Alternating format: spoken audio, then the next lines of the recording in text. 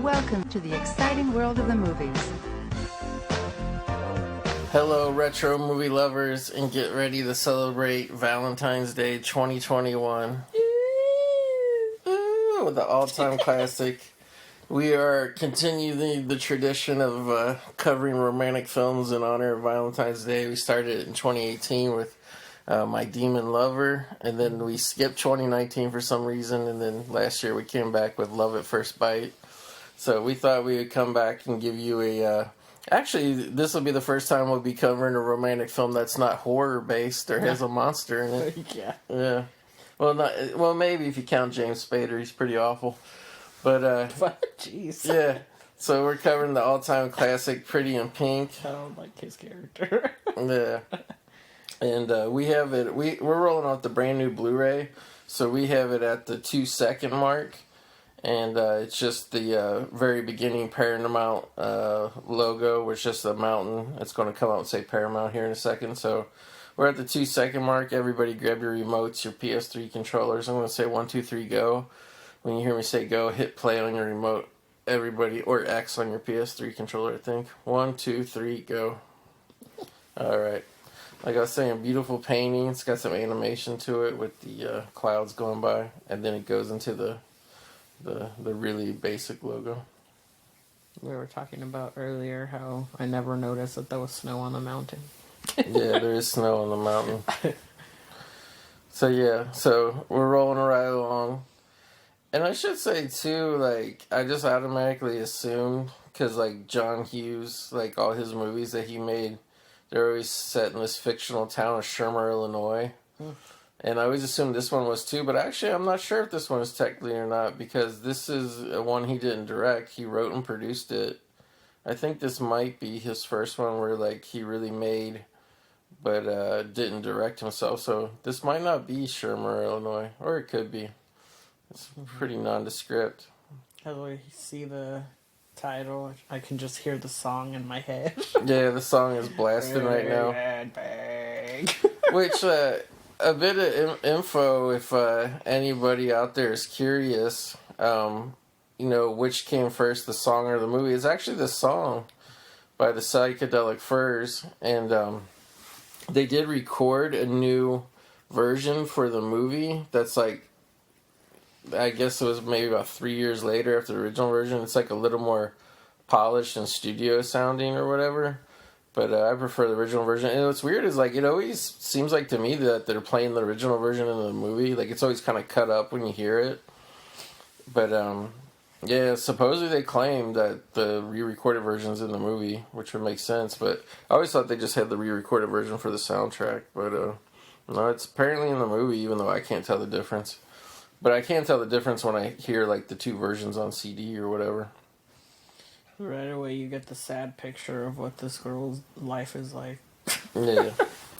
So, basically, right off the bat, like, we literally, the first shot of Molly Ringwald is her making coffee for her dad. Who always assumed the dad was, like, an alcoholic, but watching it again this time, like, I kind of rethought that. I was like, I don't think he's really alcoholic. Yeah, I don't know why I had that impression, too. That was weird. I think it's just because it's Harry Dean Stanton, in all honesty. Like, he always looks rough. Like, he always... No, like, I don't know if I'm thinking of some other movie that Molly Ringwald did or what, where she had, like, an alcoholic dad, but I had that impression, too, because, like, I swore there was a scene where, like, they argue, like, the part where she's like, I know you didn't go. I mean, I'm getting ahead of myself, but I just seriously thought there was a scene where they had an argument that he was just, like, drinking all day or something.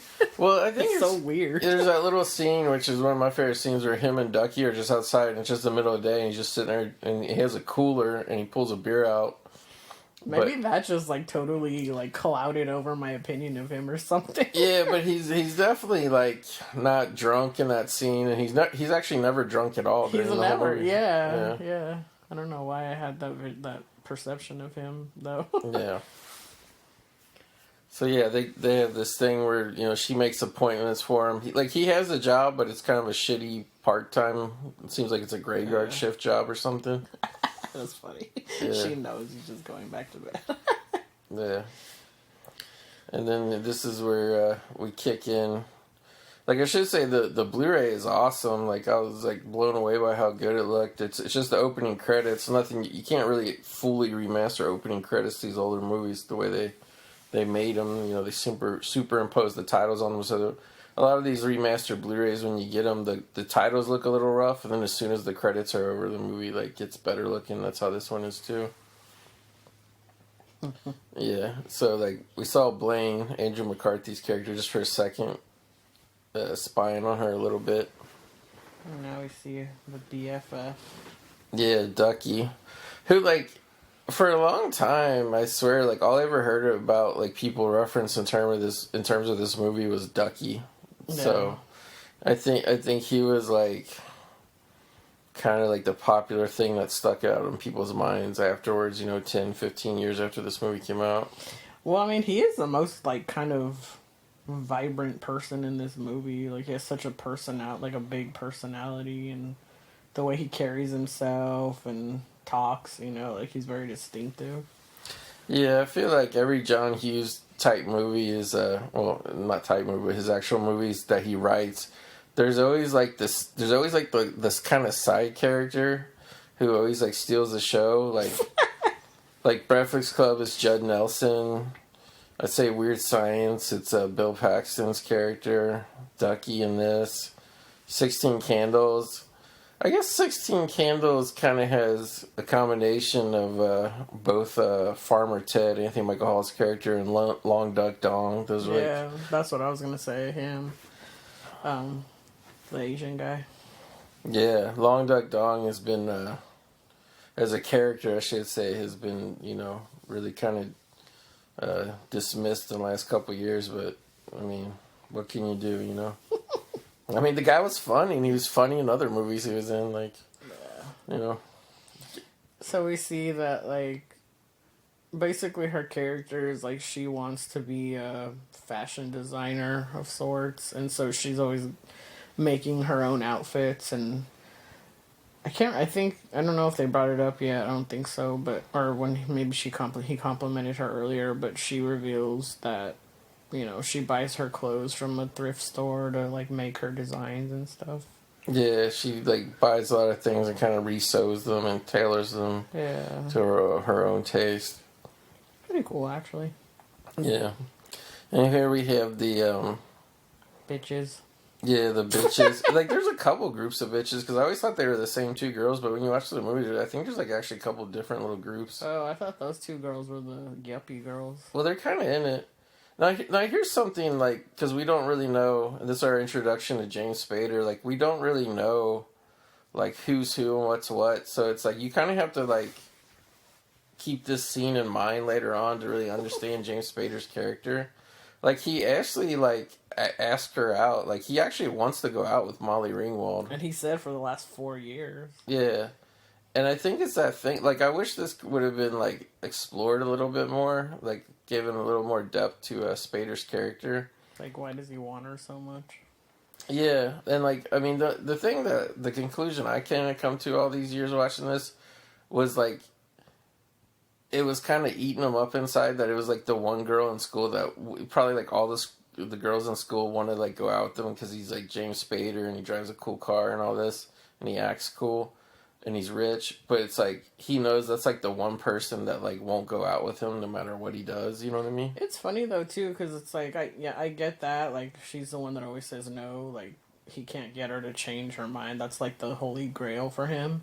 But at the same time, like, the dialogue that they have together, like, I don't feel like it's just, oh, he wants to get a piece, like, it seems like he genuinely, like, likes her. Yeah. I don't know, like, it doesn't really seem like he's just trying to, like, get in her pants or whatever. Yeah, Spader's definitely, like, the villain of the movie, but at the same time, like, you get the sense a little bit that he's, like, like, he goes out with the popular girl, like, the best-looking girl in school and all that kind of thing. But you get the sense that he's kind of tired of, like, the rich bimbos, and he's probably blown through a lot of them over the years, you know? And like, he probably would like to, like, go out with her. Like, I'm sure he probably would expect sex just because he's probably banging the whole school already, but he probably would like to, like, actually, like, get to know somebody who's interesting. Because, like, he said, like, in that exchange they had, I've liked you for 4 years, so it's like I don't know, like it seems like he really does like find her to be interesting, and he does want to like get to know her or whatever. I don't know. That's my perception, anyways. Yeah. By the way, we didn't talk about her car, so like. We're supposed to get the impression that they're like super poor or whatever. Yeah. But to me, I don't know, and I mean, I don't know much about cars and what was considered fancy back then. But her car is freaking cool, man. Yeah. Like the only thing wrong with it is it has a dent. Yeah, it's all like... dented up, but yeah, like I wasn't familiar with the make and model, but it's like this cool little kind of like 50s coupe car, and it's like painted nice. Like yeah, she got it like yeah. repainted and all that. I'm just like, how do they afford this car? Yeah. And we should say here we introduce her job. She works at a record store called Trax, and I never could tell if Annie Potts is supposed to be like the owner or just like manager. a manager, coworker. Yeah, but Annie Potts is great in this movie, and I think Yeah, she is. it's kind of like one of the things that like there's some areas where this movie's lacking, and we'll get to that later in the film. But like one area where it's not is like John Hughes really set up some interesting dynamics, like. The relationship between Molly Ringwald and her dad, Harry Dean Stanton, like really puts a lot of heart into the movie. And then like in terms of like really exploring, I think like the female side of like romance and stuff. Like Annie Potts here, who's like when I watched it, I always took it that she was like maybe just like 10 years older than them. Yeah. Because she dresses so young and hip, and honestly, she looks young. Like she kind of looks as young as like the other girls in the high school or whatever. But like through the dialogue later, like they make it sound like she's more like 30s, mid 30s or whatever. She just kind of serves as a mom figure for her, since she doesn't have her mom. So I was gonna say, like that moment where he walks into the store and they're just looking at him, and she's looking at him, and it was I totally saw the scene from Twilight when Edward walks into the cafeteria, and the music actually sounds like one of his like songs from the score, that's in the movie. I was like, oh my gosh, this is totally stolen. It was just so funny. Yeah. I mean, like, I totally get it. Like, it makes sense. Like, Andrew McCarthy has to be more the, the sensitive rich guy and all that. Yeah. But, like, I'm really surprised when they always talk about, like, this movie and, like, him being the hunk and she had to end up with the hunky guy and all this. It's like, I mean, granted, I don't know because I wasn't a 15-year-old girl when this movie came out. I mean, I wasn't even 15 years old yet. I was younger. That's why I didn't see this movie 2 years later. But, like, I mean, what's your opinion? Like, Andrew McCarthy is one of my favorite actors, but, like, do you buy him as, like, the romantic lead in a movie like this? Like, yeah, like, I think he's fine, but I don't know, and I'm sure we'll get into this in the end, but, like, just the whole, well, I guess it'll come up now, just the whole history of, like, how the movie ended and who she ends up with. Yeah. Like, they, like, to her, as we learned from watching, like, the special features and all that, like, they ended up changing the ending because she felt personally that there was no relationship between her and Ducky. Mm-hmm.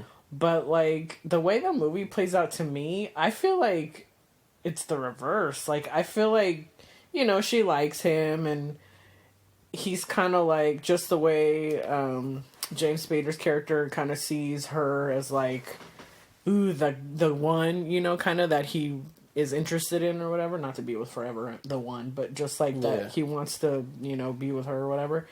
And, like, that's him for her, gosh, I can't remember the names.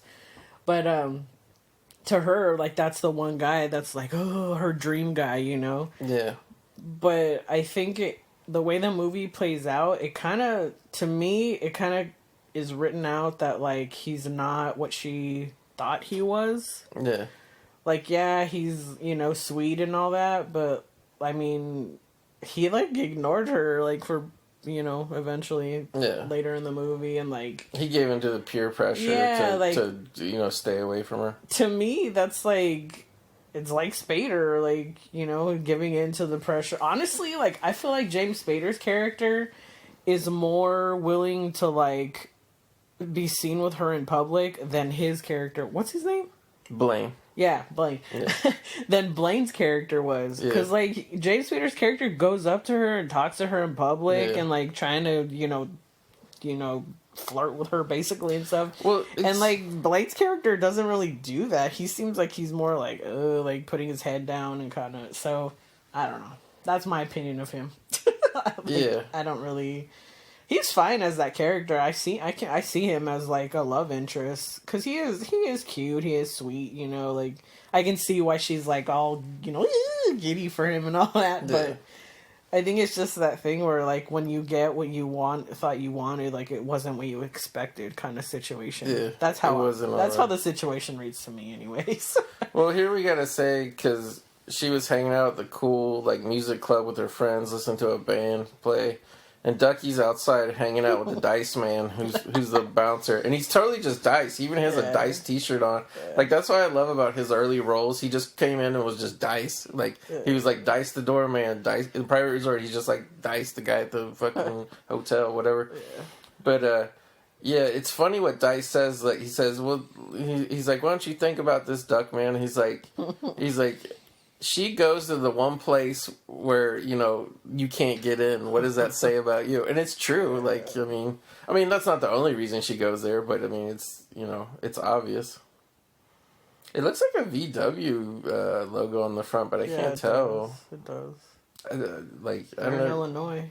Yeah. Oh, maybe it is Shermer then. He's so intriguing, Ducky's character. Yeah. Like, he's pretty annoying, though. Like the way he's fucking with the radio here. At the beginning, yeah. But, like, I can't separate... Like, it's so strange for me to know that John Cryer was this guy, and then, like, how he turned out to be, like, older. Like, now he seems, like, actual legit nerdy, Like, yeah. But on here, like, I buy him as being kind of, like, this cool guy kind of guy eventually. Like, at first he does seem like a nerdy, annoying sidekick character kind of guy. But I think throughout the movie, his character develops out, and, like, I don't know, like, in the end, I like him. I totally see him as, like, the possible match for her, Yeah, and, like, the thing that's really funny to me, and obviously it's totally the way you, like, you phrase, like, or you present the character within the movie, but, like, what's weird is the way that they play these roles is, I swear, if you look at, like, all their movies, John Cryer and Andrew McCarthy were the same actor. Like, they played the exact same roles. They're always the guys who were smitten with a girl that they couldn't have. So, like, I would say probably, like, before this, probably his biggest movie before this was John Cryer he did this movie called No Small Affair, where he's like this little sensitive high school kid who's like a photographer and stuff, and he meets Demi Moore, who's like, I think she's like in her early 20s, and she's like a nightclub singer, and like he's infatuated, and he's like trying to always like get her and get a relationship, and like they kind of like have a half-ass relationship, but it kind of ends bittersweet and stuff. And then like the movie that like came out a year before this, Same Elmo's Fire, which is funny too, because like in that one's all about recent college graduates, and Andrew McCarthy is in love with I think it's Ali Sheedy's character, if I remember correctly, and he loves her so much that it's tearing him up inside. And meanwhile, she's with Judd Nelson, who he knows, like, because they're friends, like he knows he always cheats on her and stuff. So like he plays Ducky in like the movie he made before this, and it just like, and also too, a couple years before this, he made a movie Class, where he was like at a boarding school and he ended up having an affair with this older woman. And it turned out to be one of his classmates' mom and stuff. But I mean, like, them two prior to this movie, like, it's just so interesting to me that they played the exact same type of roles all the time. And then in this movie, John Cryer stayed in that role that they always played, and McCarthy got to kind of like jump ahead and like, you know what I mean?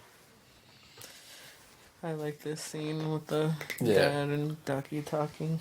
It's so, I think this was one of the things where, we were kind of talking about after we watched it, is just the difference in the movies that, were made then versus how they're presented now. It's just like, this kid is talking to a dad and like trying, and he's not even being like philosophical or anything. No. He's just talking to him. He's Very casual. He's conversing, and he's like, but he's telling him his feelings. Like, I love your daughter. I want to marry her, and all this stuff. And it's just like, there's so much character and personality in this interaction.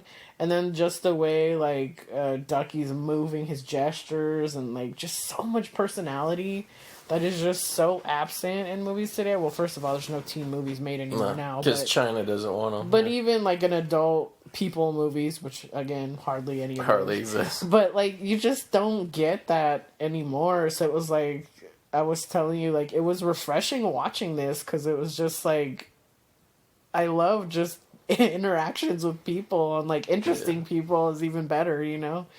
So it's like it's so strange watching old movies, because it's so like how good they are, mind-blowing how different filmmaking has changed, and that's really not for the better. I know, that's exactly why we have the movie Graveyard. But this scene is just amazing. Like, to me, this is like maybe my favorite scene in the movie, just because, you know, like the first scene, you know, it's this younger guy and this older guy, and he, you know, the younger guy loves this guy's daughter and stuff. And like you said, like, they're not trying to be like all like serious, but it's just like a real conversation.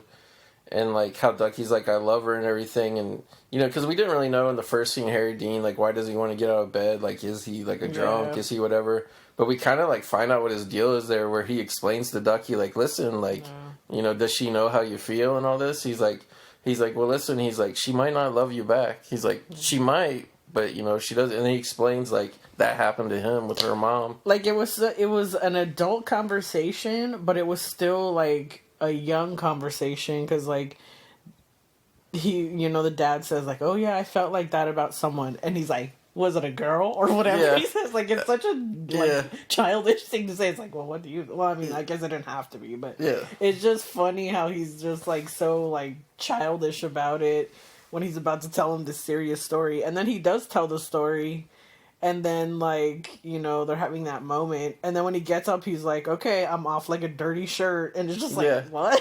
Like, that's such a, like, teenager thing to say. It's just, I like that dichotomy of, like, they were having a grown-up conversation, but he was still, like, a young kid, you know? But it's not it was, like, still in a way where, like, he's young, but he can understand adult concepts, you know? Like, it's just, now, I don't know, it's just, now the child is always the adult, and, like, they know it, they know more than the adult. Old people are, like, played like clueless fools. Yeah. Instead of, like, how in this movie the dad, like, he has, like, the life history. Passing on the knowledge, And so, I just totally appreciate that in that scene. I like it. I love Spader. His performance in this, where he comes in and, like, he sees McCarthy through the window of the record store, and he's like, what are you doing in here? You shopping for records or something? Like, he's just totally, like, dismissive. Like, it's such a weird thing. Like, it's such a jerk-off thing to be in a record store looking at records, you know what I mean? It was funny. He convinced him to he gets McCarthy to leave. Because Ducky was... and that's a great kind of, like, idea of a scene, too, that Ducky's screwing around in the back, trying to get her attention in the back of the store. And she's trying to, like, get all chatted up and, you know, get asked out on a date with McCarthy, but Ducky's, like, pretty much cock-blocking her there. Her shoes are so weird. Yeah, I kind of remember shoes like that from back then, though. God, they look so uncomfortable. I don't know why, but I like the back door. They have this Smiths poster, which is just a poster of the four of them standing at each other, but, like, they cut it up and, like, stapled it to the door in different sections. So it was kind of cool looking. Like, I feel like we missed so much. Like, so much happens in so little time. Well, there's a scene earlier in the library where, like, Andrew McCarthy becomes, like, a master computer hacker. He just hacks into whatever program, and he starts sending her pictures of himself and stuff. And, like, I was going to say something about that, but I was like, I mean, I don't really pick apart movies like that. But I'm like, was that even technically possible back then? Like, it was just so, like, weird. I mean, it had to be, because... Like, he had a folder of digitized pictures. You know what's, like, really weird, too, is, like, until, like, later in the movie where she grabs the picture by the bedside, I never even put two and two together that the picture by her bed is her mom's picture. But, I mean, obviously it's got to be. Like, yeah, because the dad is looking at the same picture in his room later on in the movie. Yeah. And he, like, puts it away in the drawer after they have that conversation of her telling him, get over her. Yeah. She's not coming back. Like one thing, it kind of took me a couple viewings, just of this movie to really kind of understand what the problem was. It's kind of like a weird like combo problem of like why Andrew McCarthy and Molly Ringwald can't get together. It's like a classist thing, and like, you know, they talk about it like, oh, like he's rich and all this stuff, but it's also too like the culture thing of like she's just too weird for the rich kids. Like it's not just that she's poor, it's just that, you know, she's like poor and she's different, you know, like they can't figure her out, like. Yeah, because they see how weird she dresses, so they just think she's weird. Yeah. Which is funny though, because like it never, because I'm so used to like, you know, watching 80s things where people are like dressed so outlandishly, and this one is like more realistic to where she's really not, like, compared to what other people wear in 80s movies, like she's really not dressed that like weird or anything, but like I guess she would stand out if, like, in real life, like, not in heightened movie world, but in real life, you know what I mean? Well, she kind of does dress, like, I noticed, like, because I kept looking at her close throughout the whole movie and just seeing, like, why they were reacting the way she was, and I don't know why, but, like, her choices of, like, dresses that she wears, they're legit, like, old matronly grandma dresses that she just kind of layers over, layers under, like, you know, other stuff. But it, like, there was that scene where, when they were in the record store and she has that dress on that has like the collar that was like the white lace collar that was like, it looked like it was straight up a granny dress. Like, why did she wear stuff like that? But like here though, she's dressed kind of like cool and hip, like with the jacket and the sunglasses and stuff. Yeah. But like her style kind of like goes back and forth between different eras, I would say. Yeah, like the her friend that works at the record store. And like we were talking about this the other night when we watched it, but like he's so awkward, Andrew McCarthy, when he comes out to the schoolyard. Yeah. It's like the area of the, like, I guess the school area where like all the more like hip kids, like not the preppies and rich kids, but like the more like whatever. I don't even know what you call them, because like they're just not the normal people. Yeah, but they're like around this time. Like I think it would make sense if like she was more like goth, like into the Cure and stuff. But they're really not like that either. It's just more like new wave, I guess. Yeah. A little bit like new wave. Yeah. But like a thing I found interesting was like he's so kind of like self-conscious and uncomfortable coming out here, and like everybody's looking at him when he walks out. But like at the same time, like to me, like he's not dressed like that, like preppy and gooberish. Like it's not like he has like a polo shirt and slacks on. You know what I mean? But like, they know who he is. Yeah, they've been together for 4 years. They know who's who and what groups and all that. But I find it kind of interesting in like a direction the movie doesn't go in, which I think it very easily could have, is like because he's like not really like. Like, we don't see a lot of him with his own peer group, but he doesn't really fit in with his own peer group either. Like, he's not like the other rich guys, you know? Yeah. So it's like, I could almost see it as like a version of the movie where it's like he fell more into like the music she listened to and started dressing more like her. I don't know, like, I feel like half and half. Like, I feel like he has the attitude that they kind of have a little, but just because he grew up in that, you know? Like, that's what he's used to. But, like... Yeah, like, he's not completely one of them. Like, he has the sense to be open-minded, to, like, you know, not having that same mindset that they have. No, I thought this was almost funny. Like literally the second he walks back into the school from the courtyard, Spader's, like, waiting for him, like, what are you doing? Why are you talking to her out there? And, like, it kind of, like, struck me goofy. Because you know, Blaine Andrew McCarthy even says like I don't know, what are you, my mother? Like why? Like, and he's like, oh, like, you know, you're talking to that girl, and he's like, yeah, I like her and stuff. And at first I was kind of like, that is weird. Like, why would he be so like, you know, like, why would he care? But I think it's that thing of like, and the reason why he really shits on James Spader really shits on Molly Ringwald for the rest of the movie is I think he was jealous there when he saw Blaine, like, talking to him, like this girl's going to turn me down, but she's going to go out with Blaine or whatever. Yeah, that's exactly what it was. Yeah.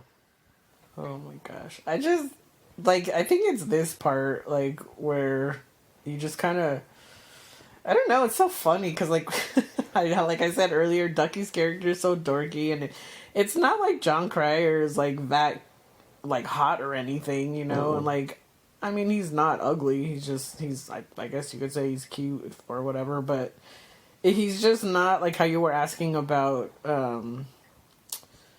Blaine, like, how I see him as a lead, like, a love lead. Yeah. Like, I do not see Ducky as that kind of guy. But then, like, throughout the movie, like, you kind of, well, me, like, I kind of, like, started liking him like that. I was like, oh, like, I could see him as kind of a love interest, you know? Like, yeah. It just, he kind of starts shedding, like, the annoying dorky a little bit throughout the movie, and then it just kind of all crests up with the prom scene. But, I don't know, like, this part, and then, like, the scene that's coming up where when she leaves the room, of like, oh, I love that girl, and, like, all this stuff, it's just like, oh my gosh, like, your heart just breaks for him, and you want him to win. Yeah. Well, you want him to, like, get her. Well, also, too, it's kind of a thing where, like, him and McCarthy, like, I don't know if they were exactly the same age. And, like, this, oh my god. It's so sad, because he loves it, like... Well, yeah, like, we should say, like, he's always, like, over the top, like, you know, always, because, like, they mentioned, too, that they've known each other since, like, they're 8 years old, so they grew up together. Yeah. And, like, he's been secretly in love with her. But it's really not even secret, though. Like, he's always hitting on her and joking around. But it's always, like, that jokey thing of, like...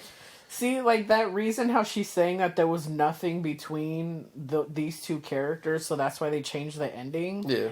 That scene right there, I totally see that there could be a connection with them like that. That's beyond brother and sister. Well, also to me, the only reason that they're brother and sister is because she keeps saying it. But, like, when you watch the movie just as a, whatever, impartial viewer, like, who do you think would make the more logical couple? Her in her weird grandma dresses, and Richie Rich, Andrew McCarthy, or, like, the guy that's, like her and, like, likes all the same music she likes and kind of dresses 50s like her, too. You know what I mean? Like, it just accepts her for what she is. Yeah. Yeah. He's just so funny. I like him a lot. Yeah, and he's totally, like, singing. And see, like, this part, like, she's, like, laughing. Like, that could totally be... Well, not right there. She was like, oh, my God. But it's just... It could totally be interpreted that she could have fell for him, you know? Like... Well, also too, though, like I said, like, it's not a secret. Like, she knows. But it's, like... And she's not, like, really discouraging him. She's never, like, really having to talk with him, like, hey, you know, blah, blah, blah. And she never says anything, like, that one line that you always see in, like, these kinds of movies where she says the line of... Oh, you're like a brother to me. Like, she never says that once. So it's like, and that's always the killer, the line that once you hear that, like, the guy's like, oh, gosh, I've been relegated to the brother status. Well, not only that, but, like, if you kind of look at, like, you know, what her situation is, like, with her dad and stuff, it's like, I almost feel like Ducky really is, like, her boyfriend. They just never kiss. Like, he's always there for her, like, you know... Like, I mean, she doesn't have much family. She doesn't have much of an emotional support system. Like, she has her friend here who's, like, a kind of, like, rebel, whatever kind of girl at school. But, like, they don't really, like, hang out the way her and Ducky hangs out. You know what I mean? Yeah. Yeah, this one, she, like, comes and goes. Like, it's so strange. Yeah.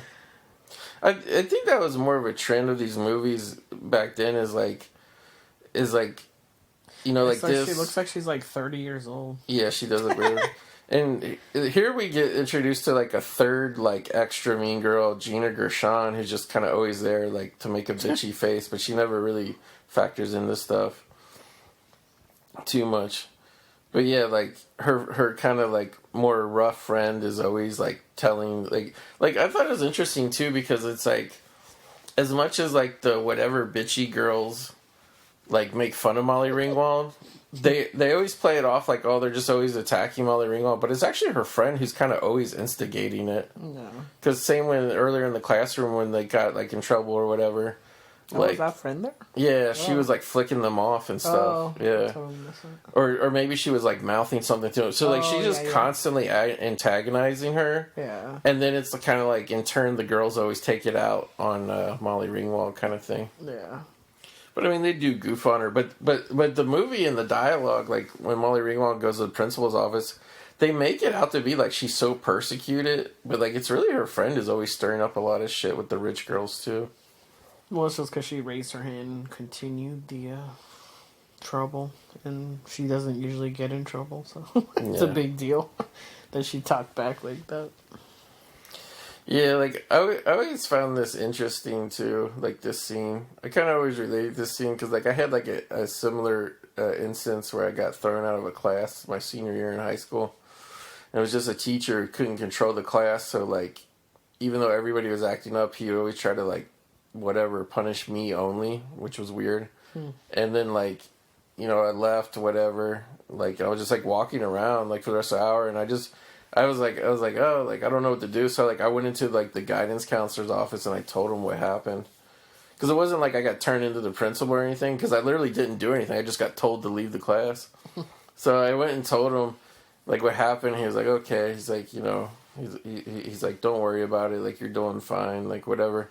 And then, like, yeah, it was, like, I can't remember if it was the next year or, like, 2 years later, like, after I graduated, I heard, like, the teacher had a nervous breakdown and stuff. So he was just, like, he was losing his shit for a very long time. Yeah. That's weird. And, I mean, like, I was acting up in class the way everybody else does, but I was just talking to somebody the way everybody else was talking, you know what I mean? Like, so funny how he crashes into the wall. Yeah. Well, Ducky is really what makes this, like, look how the banister has, like, little knobs on it so kids don't try to slide down on it. That's interesting. Oh, yeah. But, I've never seen that. Yeah, but, Ducky is, he's, like, the comic relief. He's, like, really the only funny thing in this entire movie. Oh, no. He's always got, like, a little shtick going on, different voices. Like, here he's kind of doing, like, an angry black guy voice. This guy bumped into him. Like, it's kind of inferred here that him and his buddies go beat Ducky up. I feel bad for him. But yeah, this I'm so glad this Blu-ray came out, because, like, there's so many, like, things I noticed in this version. Like, crash Yeah, they threw him so hard into the girls' bathroom, which I actually thought that was, like, kind of a good goof to play on somebody. And then what's funny is instead of just running out, he doesn't leave. He's like, oh, you guys got all this nice stuff in here. He's like, we don't got no doors. We don't got nothing. We don't got a candy machine on the wall. Yeah. It's awesome. What is this? We don't know a candy machine. Yeah. I like how these girls are totally just ignoring him. They're just smoking their cigarettes and doing their makeup and stuff. But, I feel like that was something that you could get away with more. Like, I'm sure you get in a little bit of trouble, but I feel like kids smoked in school all the time. Like, that kind of ended, like, right around the time I got into high school in the early 90s, but... I don't think I ever saw anybody smoke in the bathroom when I was in high school. I mean, I barely went into those bathrooms, but... Yeah. I don't think I ever... Well, I know Kevin Smith was saying, obviously he's older than me, but when he was, like, in high school in the 80s, he was saying, like, he went back to his school and, like, he asked him, like, oh, like, the courtyard where all the kids smoke, like... and they were like, what? Like, they're like, we don't allow any smoking here. And he was saying, like, yeah, that's the way times have changed. That's funny. Yeah. I like this part. Yeah. They put on the, can't remember, is it Otis Redding? Yeah. Yeah, Otis Redding. Annie Potts puts it on just, like, to enjoy the song, and Ducky bursts into the record store, pretty much lip syncs and does a full performance of it. She puts it on before she goes to enjoy another terrible relationship, as she says. Yeah. He's so funny. I can't believe he's like that. Was he from 2.5 Men? Yeah. Is that him? He played such, I don't know, like, he was It so... was horrible. I love John Cryer, but it was a horrible... And, like, I was glad when 2.5 Men first came on and I watched it, because another actor I loved in the 80s was Charlie Sheen, but, like, that show over time, it ended up, like, being, like, a show about, like, a single dad and his kid living with, like, their cool guy brother, to just be constantly, like, ridiculing John Cryer nonstop. Like, they made his character so unlikable over time. I just quit watching it.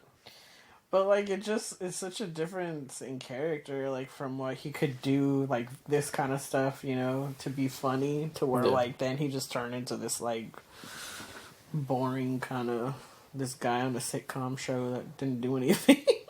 Well, like what's funny is people kind of know like this era, like mid '80s John Cryer, and they know early 2000s or whenever Two and a Half Men came on.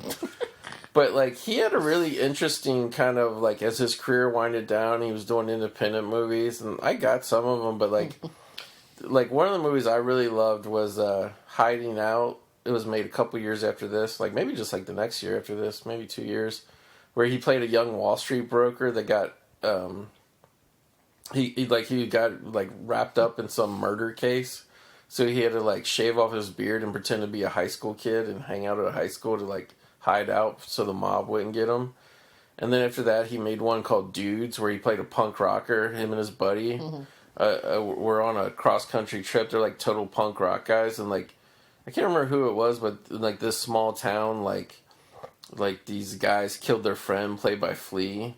So like they kind of like become like it kind of becomes like a Western movie, and like he even gets like a Western outfit, and like they get like guns and stuff, and like they go for revenge. So like he did some interesting stuff, but it's just he's one of those actors that people only know him from like one or two like little things in his career. But Wasn't there a movie later on made with the title something about Mr. Wonderful? Like one of these movies?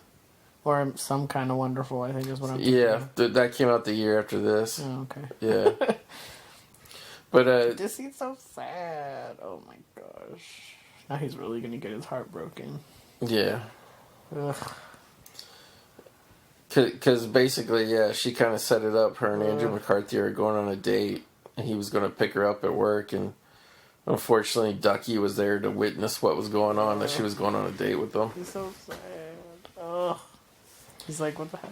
It's a little, like, presumptuous. Like, he's really, like, I can't believe you're going out. Like, he's, like, really, like, you can't do this. Like, yeah, that was weird, but at the same time, I don't know. Well, I think, too, that as much as, like, Ducky's very... Because she already told him no, she couldn't do anything that night, so... Yeah. Earlier. But the thing is, like, with Ducky is, as much as you feel bad for him, he's not completely innocent. Like, he's annoying and overbearing, he's pushy. Yeah. So, like, you gotta... But this is why, like, what he's saying, because, like, they all, like, treat her like crap. Yeah. That's why. That's why he feels that way. Like, the thing with Ducky, with what he says here, he's kind of half right and he's kind of half wrong. Like, he kind of assumes, like, like, that, Blaine is going to be like James Spader, kind of. Yeah. And just kind of use her up and throw her away, which, like, that's really not what, Angel McCarthy's intentions are.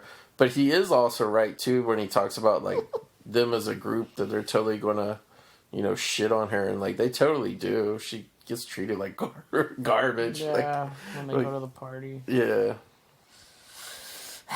I don't know. I mean, he is being very over dramatic because I mean it's not like they ever really had an agreement to do anything that night, and actually it was the opposite. She actually told him she couldn't do anything or wasn't going to do anything with him, but it's just like after he finished singing that song and like the way he was talking to the ladies, and he said, this girl here is the love of my life. Like he does profess his feelings a lot, and it's just like she just shrugged him off, like threw him off, and he's just like.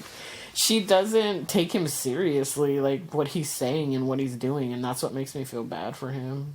Is, like how you said earlier, she never really tells him, like, I'm not interested in you like that, But I think that's why it's a good movie, though. It's, like, it's not clear-cut one or other. Because, like, one thing is, like, at the end, and obviously he's doing it because emotions are high and stuff, but he tells her, hey, when you get hurt, don't come back to me to make you feel better because I won't be there, tough shit. So, I mean, he does make the relationship very transactional in terms of, like, I'm basically only your friend if there's a chance you'll fall in love with me, you know what I mean? This is funny. He's like, oh, do you want to go home and change? Yeah. Because she's got on her granny dress. She's got on her finest granny dress. And I wanted to say, too, I love this scene, just as, like, from a filmmaking standpoint. I love this scene and the way it looks because... they're indoors before and they can control the lighting and, like, obviously they come outside and it's dusk. So they had to use probably like a higher speed film grain. So like all of a sudden the movie's like 10 times grainier in this scene than any part of the rest of the movie. But I really like it though because it like gives it kind of like a gritty feel, like a more realistic feel. Like this scene, because it's handheld and it's all in one take and they're going back and forth with the dialogue. I like this. Like this scene almost has like a documentary feel to it. I really like that. See, like the stuff he's saying to her right here, like I just like it makes me not like him because like for one, when he's like, "Oh, do you want to go home and change?" Like for that, like already I'm like, "Well, that was rude." Yeah. And then I forgot to see if he was sitting right there when they were walking away. Mm. And then like, you know, he's like forcing her to go to this party that she doesn't want to go to. She straight out says, "No, I don't want to go." Yeah. And he's like, "Oh, come on," and like just, you know, forcing her like it's not going to be that bad and all this stuff. And it's like he's totally oblivious to like, you know, what she's trying to say. And then she's like, "Oh, well, I'll go hang out." Then he tells her, "I'll go hang out with your friends. Go crawl under a rock or something." It's just like, well, fuck. Like, what do you think? Yeah. What do you think her friends are? Like, it's just there's just something about him that turns me off. Like when he talks, like the things that he says, I'm just like, ugh. Well, he's very nervous too. But like one thing, like against him as a character, like I thought this was like so stupid. Like even if his friends weren't all assholes, which he knows that they are. Yeah, immediately as they walk in the party, everybody's just like looking at her, glaring, screaming shit at her. Like, so it's like already, it's like, okay, this is exactly what she was talking about. Look at her reaction. Are you not seeing how she's reacting? Just leave. Like, yeah. But no, he keeps her there. He makes her go through all that crap. I'm just like, ugh. Like, I don't know. It turns me off about him. But I mean, there is like obviously a discomfort level with this meeting this crowd of people. But like, why would you want to do this on your first date? Like, don't you want to do something where it's just the two of you, where you can talk and like get to know each other? Like, even if you just go eat or you go bowling or something, like, wouldn't that be better? Like, some kind of bonding activity other than just being around a bunch of other people. Oh, I can't believe I actually hang out with, associate with these people. It's like, well, you do. Yeah. And she warned you that it was going to be terrible, and you didn't listen. See, but I wondered too, though, like, I mean, how much he was really friends with these people, though. Like, I think he just like almost That's like just his circle. Yeah, like kind of like the parents had a social circle, and their kids were in a social circle, and probably like the part of town they lived in, you know. But I mean, if he really was like not like them, like this is his, like you said, it's his opportunity to take her somewhere, just them two, and he still wanted to go hang out with them. So it's just, I don't know. I don't like it. Yeah, I don't know if he was like trying to impress her, like, hey, it's a party, you'll have a good time. But I mean, come on, like, it's a high school party. It's just going to be kids drinking and fucking pretty much. You know what I mean? Like, she's already seen a naked girl practically in her underwear. Yeah. See, like this moment, once she saw him, I would have been like, turned around, you turn, I'm out of here. Yeah, he's looking for a bedroom for them to hang out in, and he comes in and like they see Spader like all drunk is there, and I think this is a great performance by Spader. Like he seems pretty fucked up. Like he does a good job of acting here. I gotta say, like, I actually like him in this movie in terms of how he acts out his character. Like, he's super asshole-ish and, like...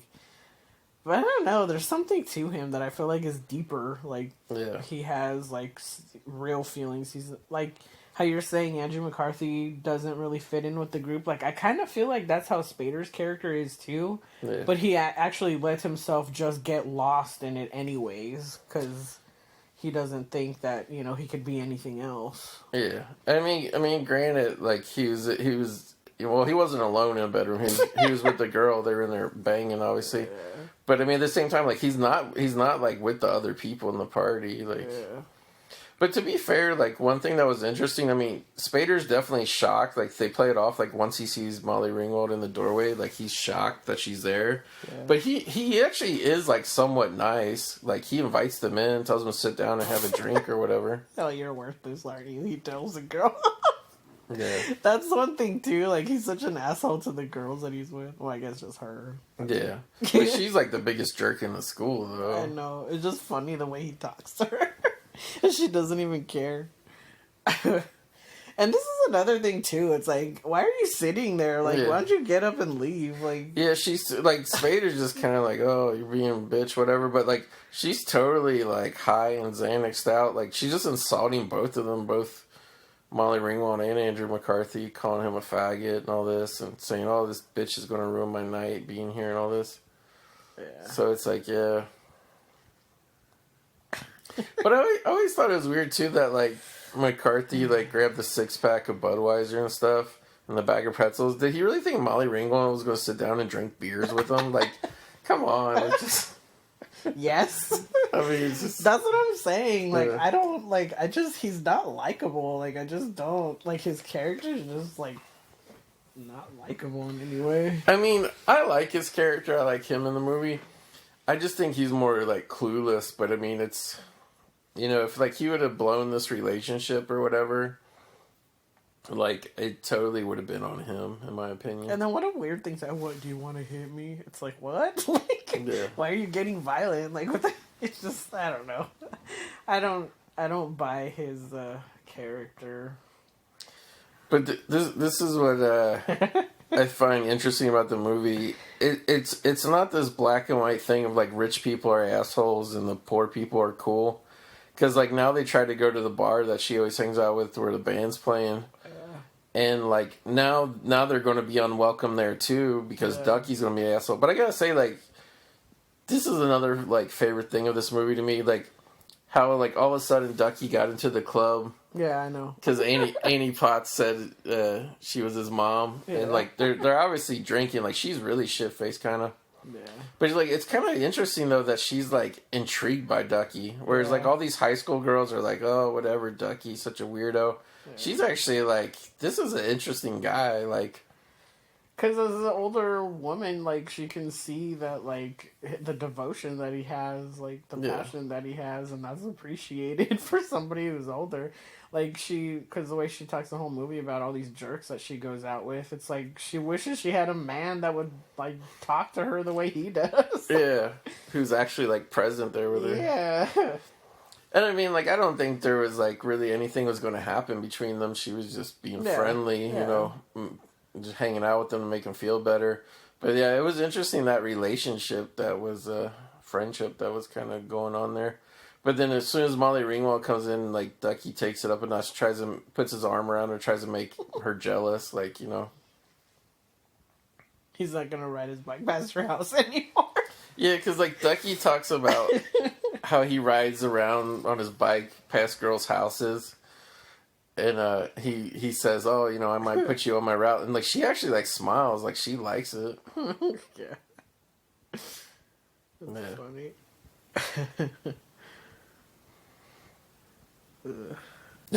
Somebody just asked him for a cigarette. I always thought this was weird, too, when the guy's, like, with the fucking parakeet hairs making fun of Andrew McCarthy's, like, wrinkled up linen jacket. Because he's square. Yeah. To them. Yeah. It's funny, though, because, like, I don't know, to me, it's, like, not that different than what everybody else is wearing in that club. Yeah, other people wear jackets, too, like the blazer jackets. Yeah. So, yeah. So, Andrew McCarthy tries to be nice and meet Ducky, but Ducky's going to be a real asshole. And it's interesting, too, to watch this scene play out, because it's one thing to just see Ducky treat them like shit, but it's interesting how, like, Annie Potts, so, like, I always forget her name. It's, like, something like Alora or something. Iona, yeah. She, like she just, like, it kind of, like, makes this scene, like, so much better, because you get to watch, like, the looks on her face while, like, she's watching this whole thing go south in front of her. Oh, my gosh. Yeah, just, I mean, she does a great job of, like, the uncomfortableness that you would feel sitting there, you know? So you imagine being on the first date with somebody and you meet some guy who's like screaming at you that like, I devoted my whole life to this girl and all this. Well, I mean, that's just, I don't know, like they're gonna go where her friends regularly go, and yeah, they have that drama. She called him a retarded little dwarf. That's rude. Now here's like the best thing Ducky does in the whole movie. It's like all of a sudden he grabs Annie Potts and like smooches her like all hard to try to make Molly Ringwald. Like, why would that make Molly Ringwald jealous? It's so funny. It's such it's a dick And she move. was into it. Yeah, Annie Potts was like, whoa, wow. You've been replaced. Yeah. Yeah, when he tells Molly Ringwald, you've been replaced. That's hilarious. Yeah, her mind is like blown by what just happened.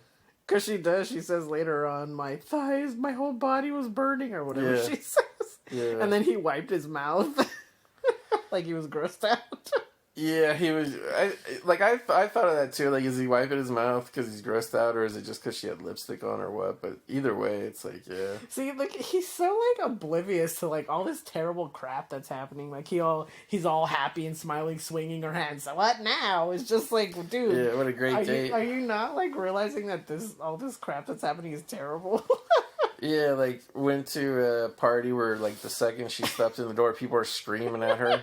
And now you go to, like, a nightclub where it's, like, some guy screaming.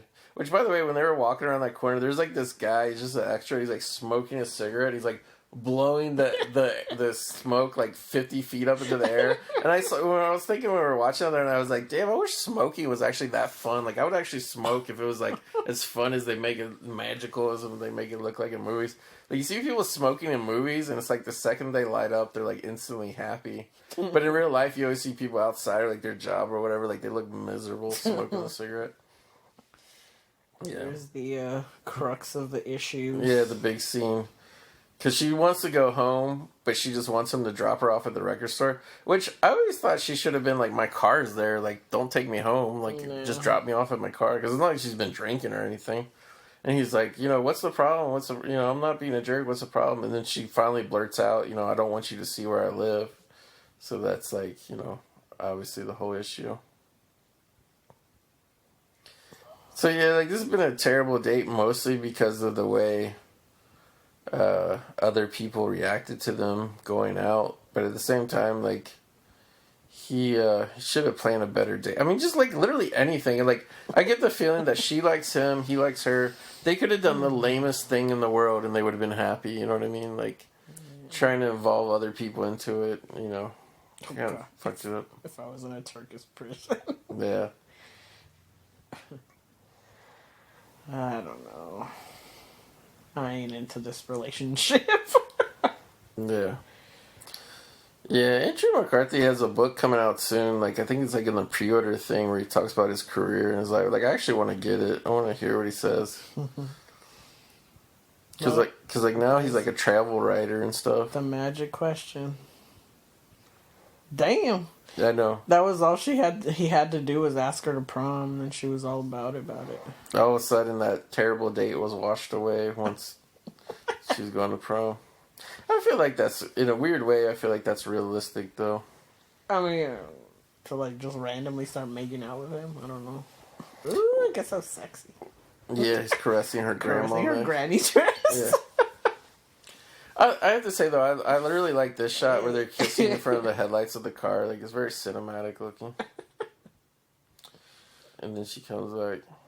I think the dad, the way he's sitting with the robe is so funny. I know, I was surprised he was reading a book. Yeah.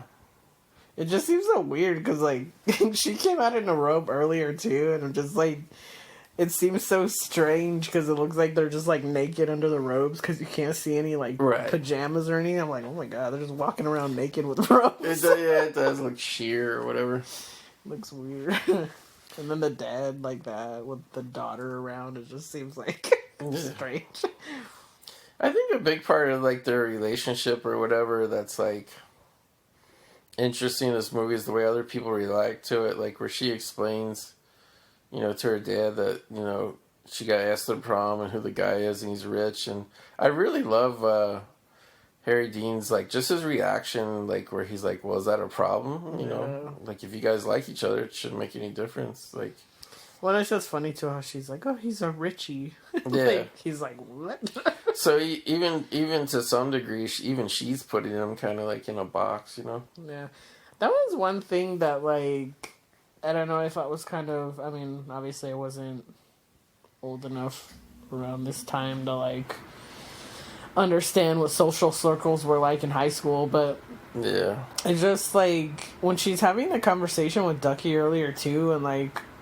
It's, like, her main thing is, oh, he has money. Like, I don't know, like, the fact that she always brings that up like it's a big problem, I'm just like, so? Like, Yeah. it's strange that that's such a thing. Like, she doesn't refer to him as a Richie until, like, that, to where once you put a name on it like that, then it seems like, one of those, you know? Yeah. But up to this point, like, you never really, like, get, like, all she just ever says is, he has money, and I'm kind of like, okay.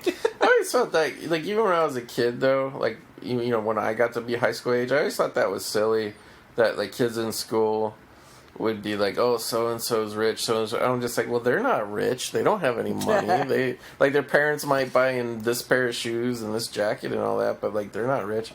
I love the button on the end of that scene where, like, you know, it's, like, the scene of the father and daughter, and, like, you know, it's normally a scene that would happen between, like, a mom and a daughter in a movie. Yeah. And I like at the end that he apologizes.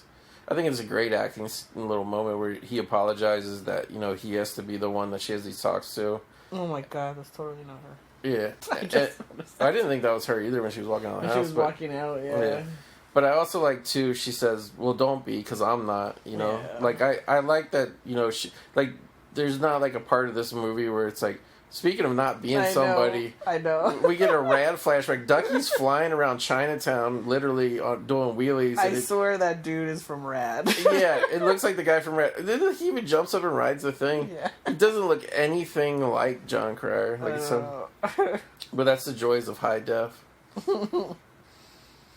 But yeah, like, she's like so over the mom not being there, and like, I mean, I guess that's the issue with the dad, is that he's just so depressed over it, but yeah, he realizes, you know, that she doesn't have a mom to go to about her girl stuff.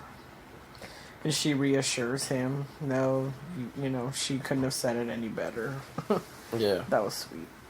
Here's the part where Iona talks about strong lips, and even though she's old enough to be his mom, when Ducky put that kiss on her, it made her knees buckle. Oh, is this what it is? Yeah. Yeah, I'm old enough to be his mother, but when the duck laid that kiss on me last night, swear to God, my thighs just went up in flames. She put her legs up. Yeah. He must practice on melons or something. That's funny. And fucking, it's funny too, because like Molly Ringwald is just not into it at all. Like, she just like totally ignores, like she never said that. She's just all up into that dress. Yeah. It's funny too, like Annie Potts, like like every time you see her in this movie, it's kind of fun because she's got a completely different like wardrobe and hair. Yeah, like this one, she's wearing a white wig and stuff. It's just crazy. Like I always like wish there was like a movie about her, because like it's kind of like the flip side too of like Molly Ringwald, who's like her first love, whatever. Like Annie Potts, her character is just constantly going through guys. Like almost every scene, she's like saying, "Oh, I broke up with this guy. Oh, I'm going out with this guy. Whatever." Like in this scene too, I noticed the way Molly Ringwald was like talking and doing that thing with her lip was totally Kristen Stewart in Twilight. Does it? Yeah, like it's so weird because it's like I highly doubt that like that we're sitting there like, oh, let's play these characters out like Pretty in Pink, but it's just like so many of the gestures was just like, it was strange like seeing that. She has giant eyes, man. Yeah. I like this was so random. I was like, "What's happening?" Yeah, here? I thought it was a flashback to when Annie Potts was in high school, her prom. Yeah. But then the camera pans over and she's dancing with Molly Ringwald. Yeah, she totally got into another outfit with a beehive hairdo and stuff. I thought it was so weird. Yeah, I was like, "What's happening?" Like I thought it was like a fantasy or something. That's awesome that women used to wear their hair like that.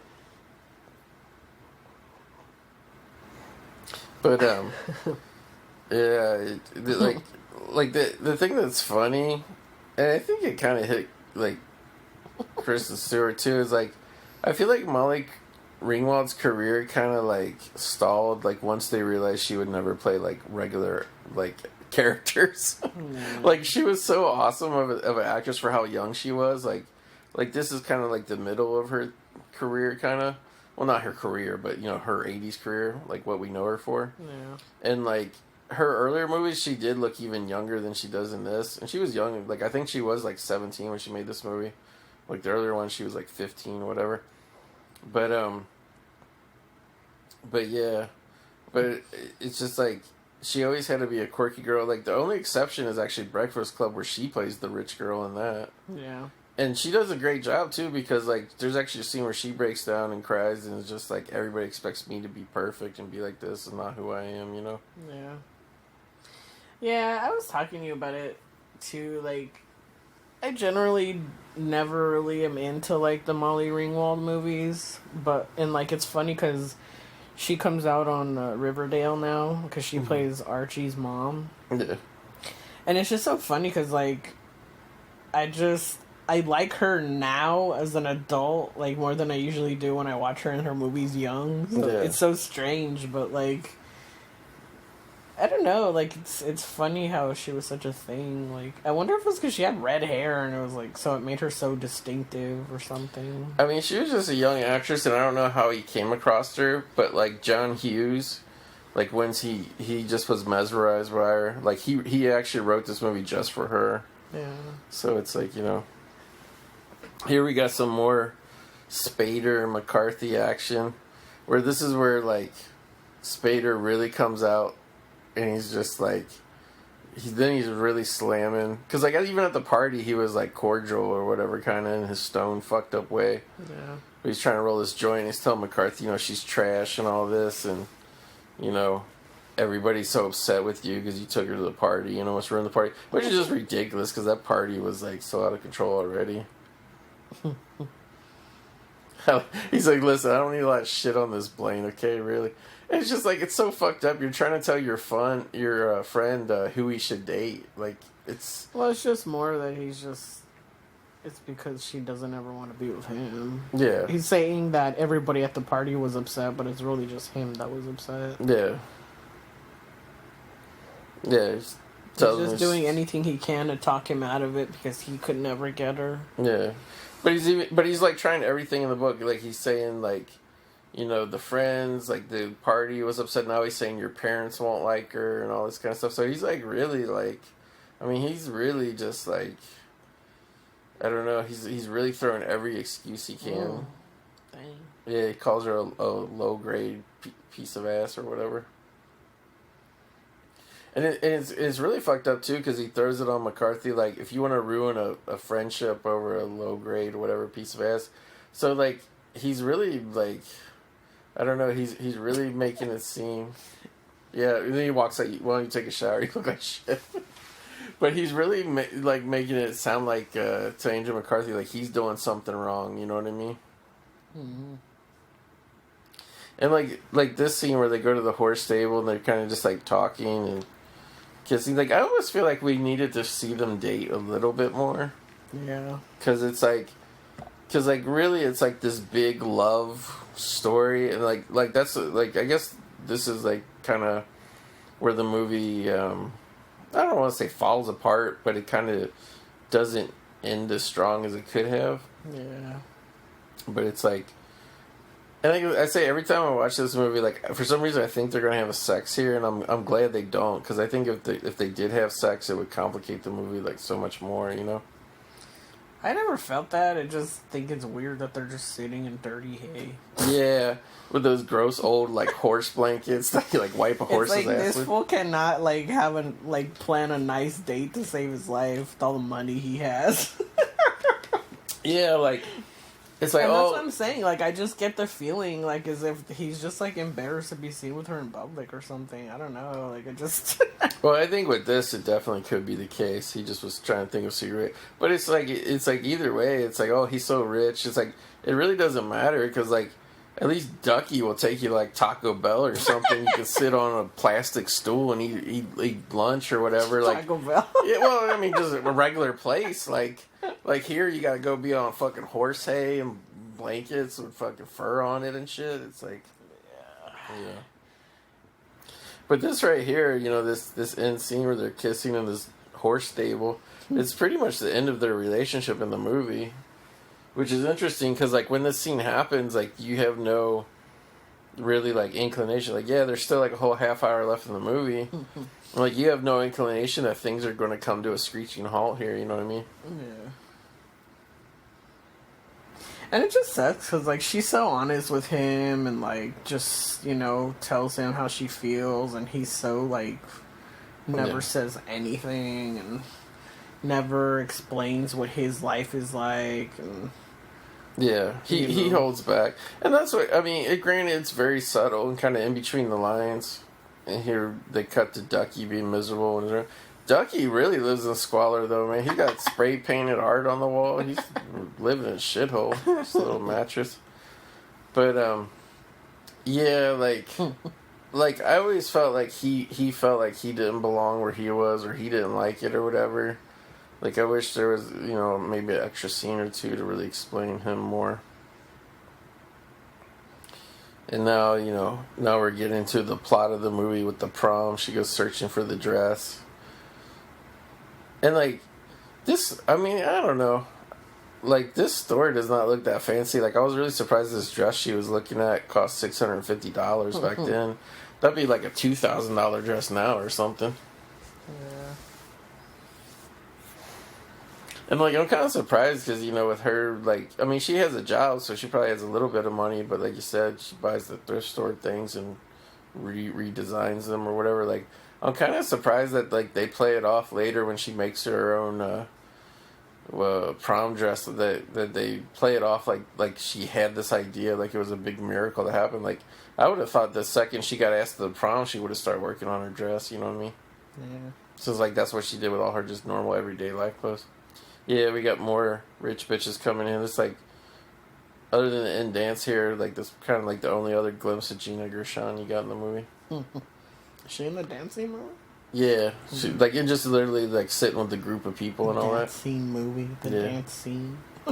So here we have Andrew McCarthy. He's just sitting in his bed. He won't answer his phone now all of a sudden. Yeah, he basically, like I said, like, they don't really have, like, the dramatic breakup, like, like, just for no reason, he starts ghosting her, and then, because, like, she's more honest and stand up, it's gonna come to a head at the school. That's why I just, like, this part here, I'm just like, come on, dude, grow some balls, like, it just makes me not like him, because he just leaves her hanging. Yeah, for no good reason, really, that we know of. And that's jumping ahead a little bit, where they end up together. Like, that's why I never understand that, where, like, he comes off like he's the good guy. Yeah. Yeah. And it's funny, too. I guess we should go ahead and talk about this. We should mention director of this movie, Howard Deutsch. He would go on the year after this and do another John Hughes movie, Some Kind of Wonderful, with Leah Thompson. That's where he met her, and they got married and stuff. They have a couple daughters now who are actresses. But,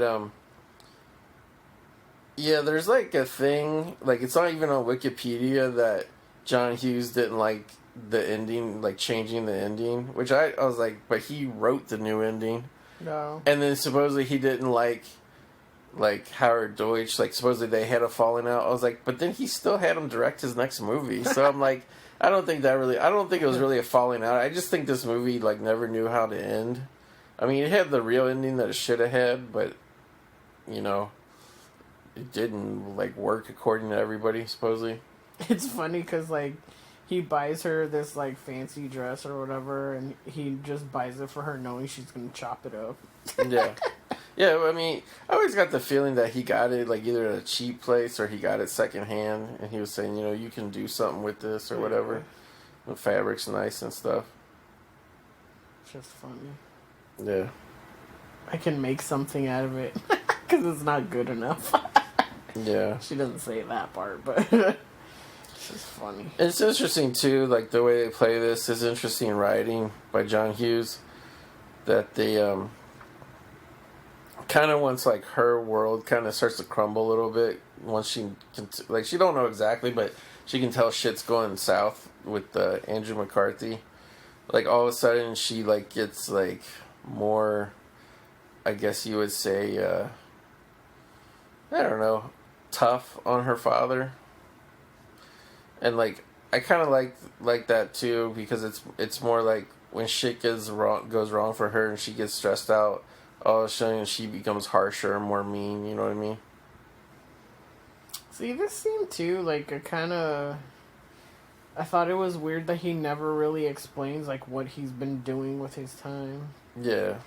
He's been pretending to have a new job, but he really just kind of has this same old job because he didn't go to the appointment or whatever to interview for his new job. It's really just because he didn't want that job. And then this part, he gets rough with her. Yeah, they're gonna slap her or something. She doesn't even react in any way scared or anything. No. Well, also too, they had this really sweet relationship up until this moment. Yeah, she confronts him because she knows the reason he's so sad and keeps fucking everything up. Yeah. Is because the mom, we should say too that the mom left, I can't remember if they said it was either 3 or 4 years earlier. 3 years. Yeah, so it's not it's not like she left 20 years ago or something. And he's basically depressed. He's in a long-term depressed state. And I like this scene almost made me cry the other night because how she confronts him with it that she didn't love you, saying the mom didn't love you, and he grabs her he's gonna fuck her up at first, but then he just breaks down crying because yeah, because she brings out the wisdom of a 50-year-old woman that she never loved us back and all this stuff. Yeah, when she says she left us, Daddy, we never left her. And just that line killed me too when she said, I was 14 and I knew it, and you were 50 and you didn't. You know what I mean? It's just, I don't know, it's so heartbreaking, the story of this family and this guy and his daughter, what happened. Yeah. So. And they resolve it kind of quick, in all honesty, and they get back together being close. Because they are close, because they only have each other, you know what I mean? Yeah. She don't have Blaine, she don't have Ducky. And he kind of makes it sound like, he's going to get back on the ball and whatever. But in reality, she really feels sad too. Yeah. Because her shit's crashing down.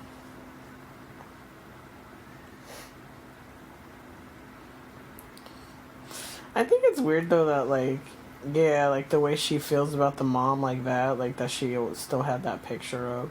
Yeah. Yeah, it makes her cry too, looking at the picture of the mom. Yeah. I mean, I wouldn't have that picture up though. Nah, I would have. I don't got a picture of my dad up anywhere. Yeah, if it was me, I would have smashed that picture and thrown it in the trash a long time ago. But, that's what happens. Parents leave. Sometimes moms leave, sometimes dads leave. Yeah. Happens to a lot of people. See, he likes her. I feel like he really does like her. Yeah, James Spader.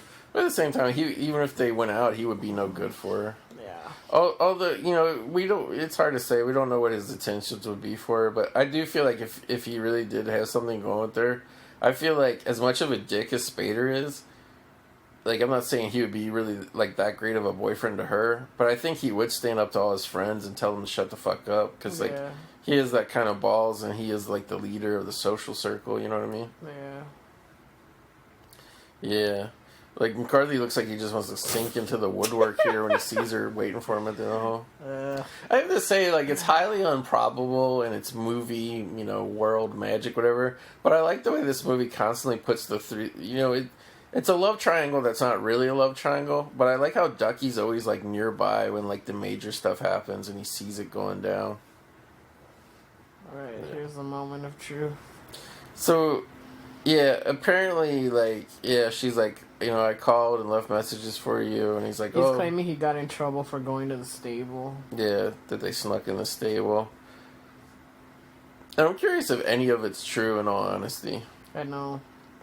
Because, we know the ending was different, and that's why I said, that's what's hard, is, you watch a movie, and for 3/4 of it, it's telling one story, and then all of a sudden, for the last 5 minutes, it tells a different story. Yeah.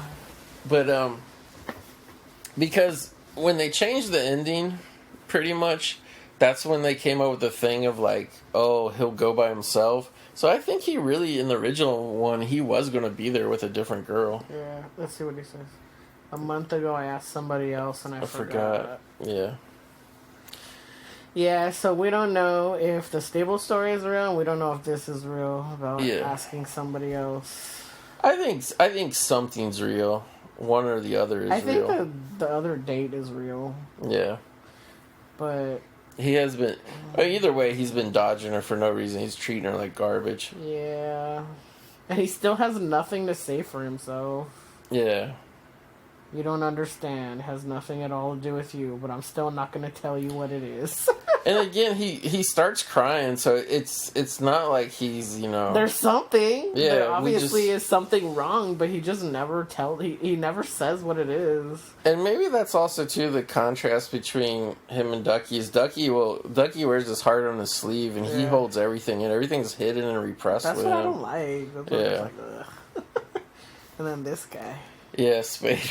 It's awesome. Spader just smoking in the middle of the school, telling him like, "Hey, she wasn't worth it and all this." And he said, "I told you this was going to happen." And it's weird too, because it's weird just how Ducky was. He's like, right. damn, I know how he feels. Yeah. Ducky was right and Spader was right. Although Spader, well, actually, both of them helped kind of torpedo this relationship. I love this scene too. How Ducky just lays in wait. I know To fucking get Spader. Spader even sees him too. because he hears what he says. See, this part is the part where I feel like now Ducky's becoming less of the annoying nerd friend and more of the actual man that she that she could actually be with, because he's defending her so hardcore. Get him. Well, this was all part of the original shooting and script, so I mean, I think that's what. And at first, Spader's wiping the floor with them, right into the fucking. But box. it keeps going on, and eventually Ducky starts getting some good blows, and I was really surprised. Nobody really whips each other's ass, but yeah, it's to the point where Spader's having to cover his face up and shit. Yeah. Ugh. I love when Ducky runs down the hall and rips down the prom banner. He's like, fuck the prom. He's like, fuck you, assholes. Spader just, man, talk about a great actor. The little spit he does at the end after getting punched in the mouth. Yeah, it's just but it's so real. It's like a real moment of what somebody would do after getting in a fight, Yeah.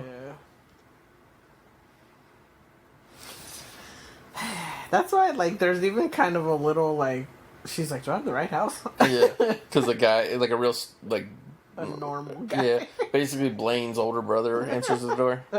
Yeah. He's the guy. Shop. Yeah, he's the guy that owns a pet shop. That's funny.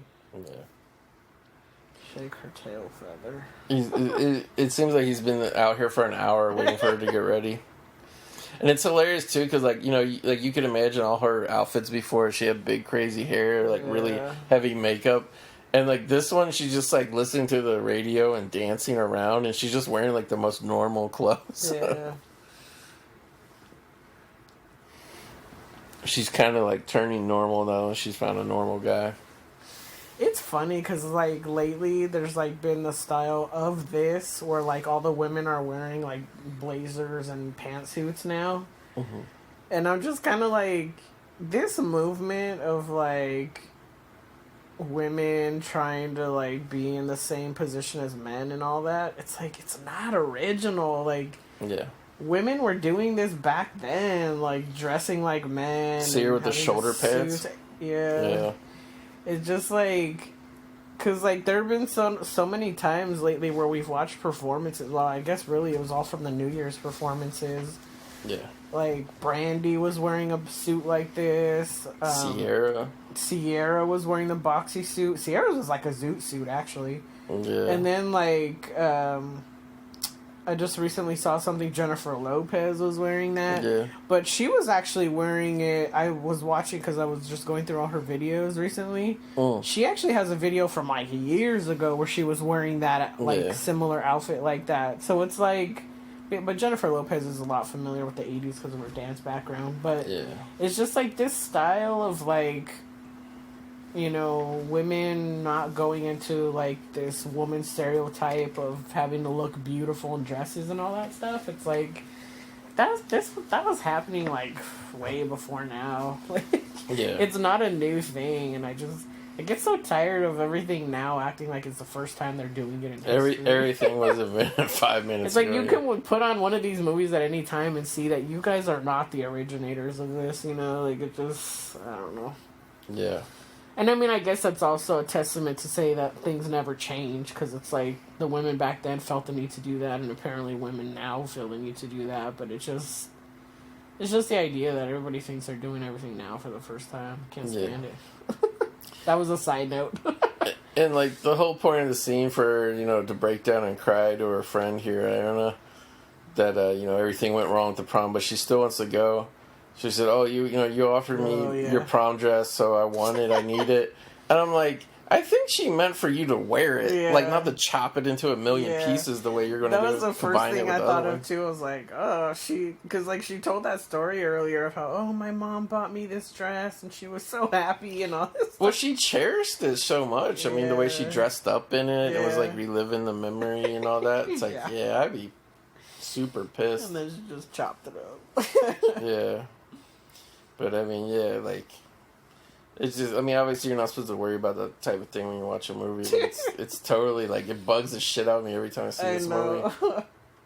I was trying to figure out, like, what exactly she did with that dress and the other dress. I couldn't figure out what parts were what. Yeah, it's like she took, like, it's pretty much like she just changed the one dress to fit her better, but then she used pieces of other dress to make that neck piece. Like, that was her big thing, was to make that wraparound collar for her neck. And then maybe she makes a shawl out of it. I'm not sure. I don't know, but I thought that what she came up with was kind of ugly. Yeah, I honestly, I thought both of the previous dresses, if you just would have put them on, would have looked better. There, see, he was putting he put the picture away. I like how they just cut to a random shot of Ducky. Yeah. Being sad somewhere. And this guy. McCarthy. Drinking out of his Land O'Lakes mug. Yeah. Spader's all about it, though. He's styling, profiling, getting ready for the prom. He's going to give his girlfriend some Quaaludes. Yeah. Oh, my God. Here's my bag dress. It's such a bag. Because, like, when Annie Potts had it on, and it was, like, the real full dress... Like, yeah, it was long and, like, slim or whatever, but it didn't look like a bag on her like that. Yeah. The way it looks on Molly Ringwald. Yeah, I don't know what she did to it. Feel bad for Harry Dean, where he's like, oh, you know, your guy's going to think you look like $1 million, and she has to tell him, you know, oh, yeah, it didn't work out. Yeah, there's no date. I'm just going by myself. So she says, I'm just going to walk in and walk out, come home. And basically she's like, oh, you know, I want to let them know that they didn't break me. Yeah. Which, like, to me, that's the spirit of the original ending with her and Ducky going in. And, like, everybody said, oh, that's a bad ending because you can't have her and Ducky end up together. I'm like, how are they... Well, no, everybody didn't say that. Yeah. Molly Ringwald said that. Well, to be fair, Molly Ringwald and test audiences demanded it in the studio. The test audience in the one theater showing that they did. And the studio went nuts because, like, whatever. But you know what? That's what happens with movies. That's why test screenings are such bullshit. Oh, my God, look at this guy dancing in the front. Oh, yeah. Some crazy extras here. Oh, my gosh. But, yeah, so now we're into the reshoot footage. Andrew McCarthy has wig hair on now. I don't know why you're so obsessed with that. Everybody says I don't even notice it. Her Spader feeding his girlfriend Quaaludes, calling her trash. Yeah. He puts a Quaalude in her mouth. He's like, "You're such trash." I was wondering why she like told them to stop. Because they're dancing too close. No, because he's got his hands on her butt. Oh, he did. Yeah. But yeah, like, I don't know, like, even after, usually when you tell me, like, oh, this is a reshoot, like, I can see the hair is different, but, like, I don't even see the hair different on this one. It, like, doesn't even matter. It's just more of his hair's, like, stiff or whatever. I mean, it's not like it was usually moving around before. Yeah, but especially on the back of his neck, it's like, oh, it's just weird looking. Yeah. And also, too, it's even less the wig as much as his face. He looks like he lost a bunch of weight. I don't know what movie he was doing at the time. But yeah, he just looks different than he did on footage. I think it would have been better if they just would have cut his hair for real. See, so, like, this whole thing was, like, how the reason why she thought that Looks like a train station. It does. The reason why she thought that they wouldn't be good together is because they were more of like a brother and sister situation. I'm talking about her and Ducky. Yeah, but this scene here is like the second she sees him, she is so happy to see him, and I'm like, that can totally translate that she's like has feelings for him, you know?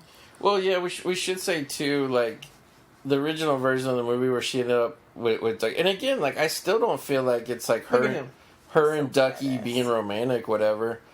But it's like she was all about it because see, look at her face. Like, what? That's him. He's hot. Like, yeah, I totally can Ducky see it looks like cool that. now. Yeah. Look at him. And he's there because, like, also too, she just wanted to walk into the prom and walk out, but she's chickening out right here. Like, she's getting ready to turn back and leave and not walk in. Look at, she's like running to him. Like, yeah. Look at, I don't know. You don't do that with a brother. Come on. But why is it romantic all of a sudden too, though? Because it's like he's there to support her, to give her the courage for her to do what she needs to do. He makes her happy. She doesn't need anything else. She just needs him. Yeah. I don't know. That's the way I see it. Like, it's just that moment in all the teen movies from when we were younger. Like, when they see the person all dressed up, like, they like, oh, this was my moment of clarity that he was trying to be a Ducky boy. Yeah. And that why his name was Ducky. Which, when we watched The Wanderers, the Ducky boys were, like, evil. But he's, like... Yeah. I read up all of the history about that, and they were, like, pretty, like... I mean, it came from a racist thing and all that, but then once it got to be, like, a thing here, they turned it just more to be a rockabilly thing, more than having the attitude of what the actual Ducky boys were like. I would say he's a kid in the 80s. He's just... going with the style, the clothing style. Yeah. He's not really all about the movement that has been long gone. Yeah. But yeah, so they kind of come in and face down Spader, and Andrew McCarthy comes over. And then I just like how the guys like hold themselves, like how Spader had his hand all like, you know, sticking, like he was holding his hand out, standing there and stuff. Like, it just, I don't know, like, so much. Oh, there's the old man hand. I never noticed that. That's one thing. I noticed the wig, but I don't notice the old man hand holding her hand. But just like the way they carry themselves with that yuppie kind of like, oh yes, yes kind of thing with their hand gestures, like, it's just a lot of personality that I appreciate. Isn't it interesting, like, with the roles they played here, right? And then, like, immediately they turn around and do Mannequin, and McCarthy's, like, the cool artist guy, and Spader's got his, like, slicked down hair playing the nerd who ran the department store. Remember that? Yeah. Yeah. Just talk about great actors, man. Just totally slipping into different roles, like, right away. And there we saw that he said, oh, you couldn't buy her. Yeah, that's why you don't like her, because, you know, she knows your shit. Yeah. Yeah. Like, she was, like, the only girl in the whole school that always saw through, like, Spader's bullshit. He's like, whatever, dude. He's like, alright, I accept you. But again... just, like, the look on his face was so, like, alright, fuck her. But I think it's so funny that they think this reshot ending works so damn good. Because, like, even when, like, he shakes hands with Ducky, like, Ducky becomes, like, the bigger man, but he still seems like... Poor me. Yeah, like he's like, oh, I'm the victim here. It's like, no, dude. It's like, you're the one who quit calling your girlfriend. Yeah. You know what I mean? And then he plays it. He's like, you told me to believe in somebody who didn't believe in you. I believed in you. And he says, I always believed in you. You just didn't believe in me. Like, what? That's what I said. Like, you're trying to say that, like, when she, like, yelled at you at the school for not calling her, that she jumped to the wrong conclusion? Like, no, you were ghosting her, dude. To me, it's like, believe in you what? Like, like, what did you do that needed to be believed in? That's where I'm like... Well, that was, like, before I remembered, because I know we watched when they played it in the theater. I knew we saw those special features. I just didn't remember. Yeah. So, like, when we were rewatching this again, I was like, what? This doesn't make sense. Like, it just didn't make sense to me. And I just was like, I don't know about this. Well, but then once we watched those special features again, I was like, oh, okay, everything makes sense now. I mean, it's still... not right, but it makes sense. Well, why it played out the way it did. Well, what's worse too is like he whispers in her ears like, "I'll always love you," and he walks away. Yeah. And it's like that's like she's not convinced. Ducky has to sit there and then convince her, like go to him, go like I'll never blow it. He starts joking around, but he's like, so it's like now Ducky has to convince her to go be with them. Like, but here's the best part of the movie, really, is he's finally rid himself of annoying Molly Ringwald. And the second he does, he looks over because he's such a big stud now, and all of a sudden, Christy Swanson is like totally thirsty for him over on the dance floor. What? Huh? And he's like, me? And she's like, yeah. Me? And then moi? Yeah. She's like, oh yeah, I'm all about the Ducky, man. And then he gets to stare into the camera like Ferris Bueller. Yeah. Then he goes he gets a real woman. I was gonna say that scene too, when he was at the top of the stairs when she saw him and he took his glasses off. He totally looked like Matthew Broderick. Yeah. So now they go out into the parking lot and they kiss, and it's just like abruptly the end of the movie. I know, you were so upset with how it ended. I'm like, what? It's just like the edit of it is like she drops her purse into the dirty rainwater, and then like. But that's the happily ever after. It's like it doesn't matter what happens after that. Yeah, to me it would have been more powerful with the original ending that her and Ducky, because originally the way it was her and Ducky go into the prom, and like the whole dance floor like separates and stands around and look at them, and her and Ducky dance together in front of everybody, and it's kind of like, yeah, fuck you, like, you know, we are who we are. Like, to me that's stronger than just instantly giving in. And like, yeah, on the special features, like I was saying before, because they were considering Robert Downey Jr. because he just did Weird Science with John Hughes. Yeah. For him to be Ducky, he would have been a cool Ducky. Like, I don't think he'd been as good as. Oh yeah, Christy Swanson played the Duck yet, so that's totally awesome. But yeah, so like, he would have been a good Ducky, but I don't think he'd been good as John Cryer. And like, apparently Molly Ringwald was hot for Robert Downey Jr. And then they did end up doing that movie, The Pickup Artist, together. Like right after this. But she was like, yeah, I could see it if it was him, but once it became John, we didn't have that energy and all that kind of thing. And like I was saying to you, it's just like, I mean, in real life, would you end up with the guy who knows you and is your best friend? And again, like I don't think, you know, her and Ducky would have ended. It's awesome that as soon as the movie ends, like all of a sudden the heater stops blowing like all over into the microphone. But it's just like I don't think with the terrific day we had. Yeah, like I don't think just because you went to prom together, like as friends and hold hands for 1 second, that means that like you ended your whole life with Ducky. You know what I mean? Well, I mean, it would have depended on the dialogue that they were doing at the you know, with that scene. Because if that would have happened, I mean, just with the visual of it, the way they were describing it, aside from what the actor's interpretation of that scene would have been. I would have taken it that she chose him, like, as her, you know, as her romantic choice, so, I don't know.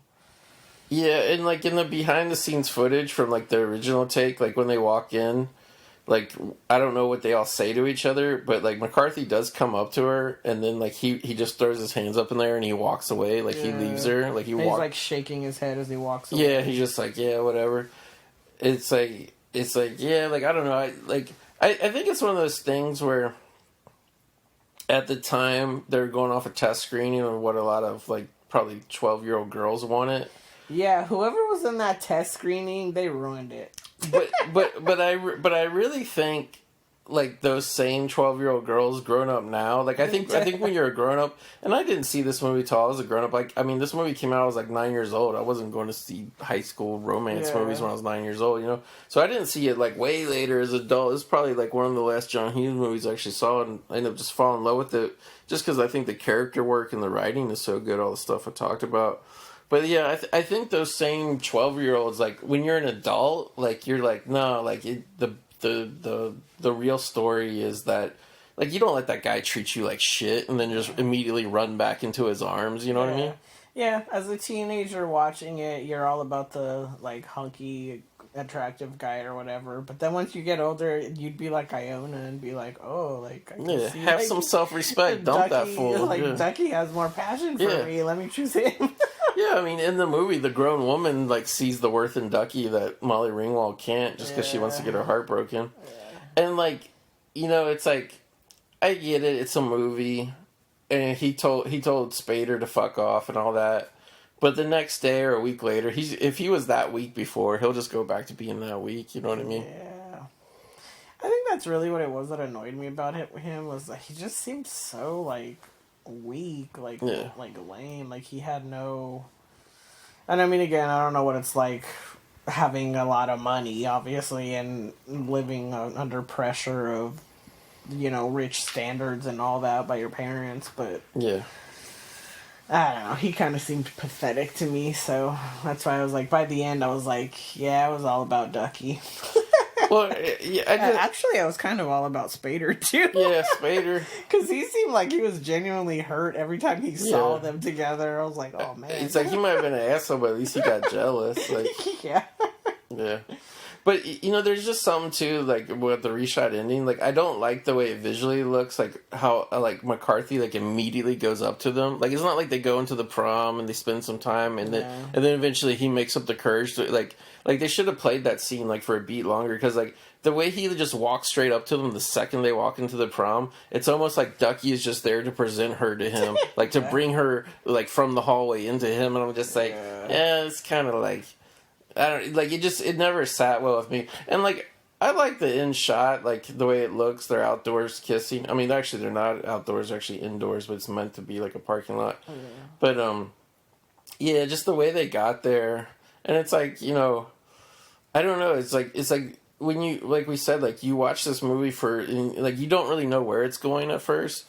But like for the first 3/4, like this movie, it's not a like a big romance movie. It's a heartbreak movie. Yeah, that's what I was like when we were at the beginning when we were talking about. Oh, like this is a Valentine's Day movie. I was gonna say like I don't really know if it is, but a love story. Well, no, because how you brought up like this is the first one without monsters or whatever. Yeah. I was kind of like, well, this isn't really a love story either. well, no. According to all the legions of fans who look back on it with the nostalgia. It's the most beautiful and touching love story ever. You know what I mean? But yeah, but it just I appreciate it. I appreciate the teen drama. I mean, it definitely has a lot of emotional nuances that a teenager or anybody who's been in that kind of situation of like a parent leaving or unrequited love, so to speak, of like Ducky like being so in love with her and like not having it returned back. Like there's a lot to it, and then I guess also if you're rich and like you have this social status pressure you're living under, there's a lot to it. And like the relationship between the dad, because you never really see movies. Well, I mean, I guess that's not true. You never really see movies where there's a single parent, honestly, like from back then, like where like the parent is very present. Usually the parent's not really there, so the kid has to like raise themselves or whatever. But like there's also the relationship between the dad and the daughter, and like there's a lot of stuff to this movie that can be appreciated aside from the altered love story that should have been.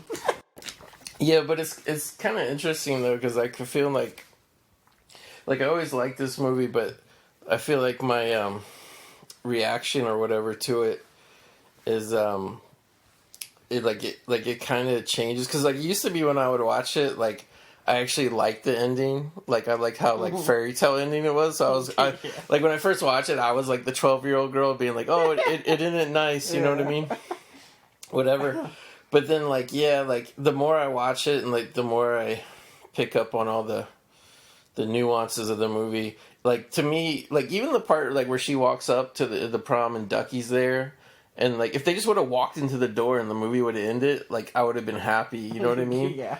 But it's just the ending is so obviously like pandering to like, oh, it's the happy ending, it's the happy ending. It's like, but like I said, like I always like the more times I watch it, the more I feel like he treated her like shit, and for her just to immediately, like, not even an apology, just to be like, you didn't believe in me, but I always love you.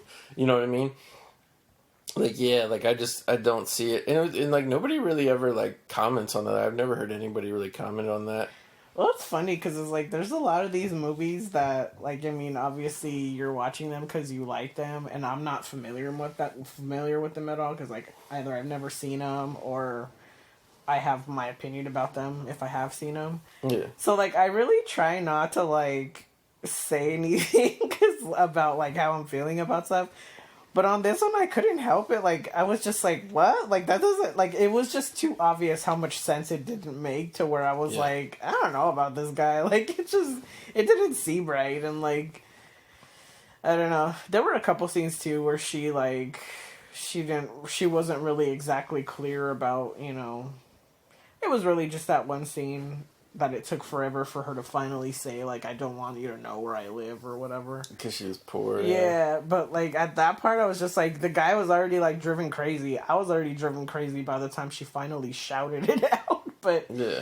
I mean, really, her and Ducky pretty much, like, say what they mean and mean what they say. Like, and they blurt it out, you know? Like, they don't, like, hide anything from each other, so... Yeah, just like the whole time, I just little by little, more and more, I was just kind of like, I'm not into this Andrew McCarthy guy, like, this Blaine guy. Well, it's tough for me because like I love Andrew McCarthy just in general. I like a lot of movies he's been in, and like this should be like one of the top ones, obviously, that I like because you know it's got James Spader, it's got Molly Ringwald, it's got John Cryer, but like. He is, like, kind of the weakest link, and, like, I don't even really think it's, like he did the movie and he gave a shitty performance. I think the writing and the editing kind of let him down. Oh, yeah, it was the character, not him. Yeah. Not the actor. But, like, just like it was, we were saying, how the only reason why they changed it was because Molly Ringwald didn't have a romantic relationship with John Cryer. That was her thing. It wasn't that her character didn't have a romantic relationship or romantic feelings for Ducky. It was that the actor didn't have it. I was just like, what? Yeah. How can you change the movie just because the actor doesn't have feelings for the other actor? Like, it just, I don't know. That was so strange. But honestly, like with this, I mean, I know we watched it on mute with captions.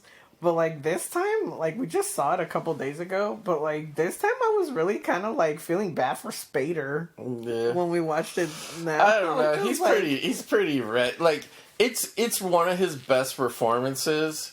I mean, he is a douchebag, but, but I don't know, like, I still kind of felt like, oh, he really likes her. he knows exactly, like, but it's also, too, it's like, I couldn't have her, so I'm going to poison the well. Yeah. Like, that's still a dick move, no matter why you're doing it. But, like, I kind of got the feeling, too, that, like, you know, the way he was drinking at the prom, and he was just like, let's go to the hotel room or whatever, we can come back, whatever. Like, you almost, by the end, like, even though he's an asshole, you almost feel like he's, like, numbing himself, like, all the time drinking, because, like, he doesn't like his life either, and he doesn't like these people either, he just, you know. That's why I'm saying, like, I kind of feel bad for him, because it's, like, it seems like her, like, is, like, would be his kind of normal life, kind of life that he probably wishes he could have. But it's like, I think the movie would have been probably more amazing. Like, it's hard to say, because it's still, like, to me, 80% a great movie. Yeah. But it's like... It's just the ending. That's I think if John Hughes would have directed himself, and I don't know why he really didn't want to, or, like he really wanted to, you know, he wrote it and he really wanted to produce it. I think it was his first movie. He kind of, like, produced it. He didn't direct. Look at the picture. Oh, wait, we have it replaying the movie you're playing again, but... in the scene where the dad made breakfast for her in the morning that she didn't eat because she doesn't eat eggs. Yeah. There's a picture in the background of a woman and like a kind of prince-looking guy or whatever, and she's wearing a pink dress. Yeah. Yeah, but like it's kind of funny, but like this the title "Pretty in Pink" is like so literal. Besides the song on the soundtrack, which actually you got to hear that song live a couple years ago. Yeah. Yeah, we went to see Psychedelic first. And believe it or not, that's kind of like why I got into this. I didn't get into the song because of the movie. I got into the movie because of the song. Because the song is, if you listen to the lyrics of the song, it's actually very depressing. And it's all about, it's actually about a couple different girls. Like, he names them by different names. And he just talks about, like, things girls do and how they're actually, like, they're pretty and they're beautiful on the outside, but they're actually sad on the inside. You know what I mean? And, like, yeah, it's been said that the obviously the movie was partially inspired by the song and whatnot. But the thing I love about the movie, you know, I think is still a great movie, is as much as the central story is about, you know, the relationship between I never remember her name, Andy. Between Andy and Blaine, it's really like about the general theme of love, because you have even the older characters. You have the dad who's heartbroken. Yeah. You have Ducky who's pining for the girl he can't get. Yeah, and then you have Spader pining for the girl he can't get. Spader who's just like knee deep in all the trim he can get, but he's still not happy. You know what I mean? Like, he has quote unquote love. I mean, he has a girlfriend, he has a relationship, he has sex. Obviously, we see him having all love isn't sex. Yeah, that he calls trash and all, like the girl.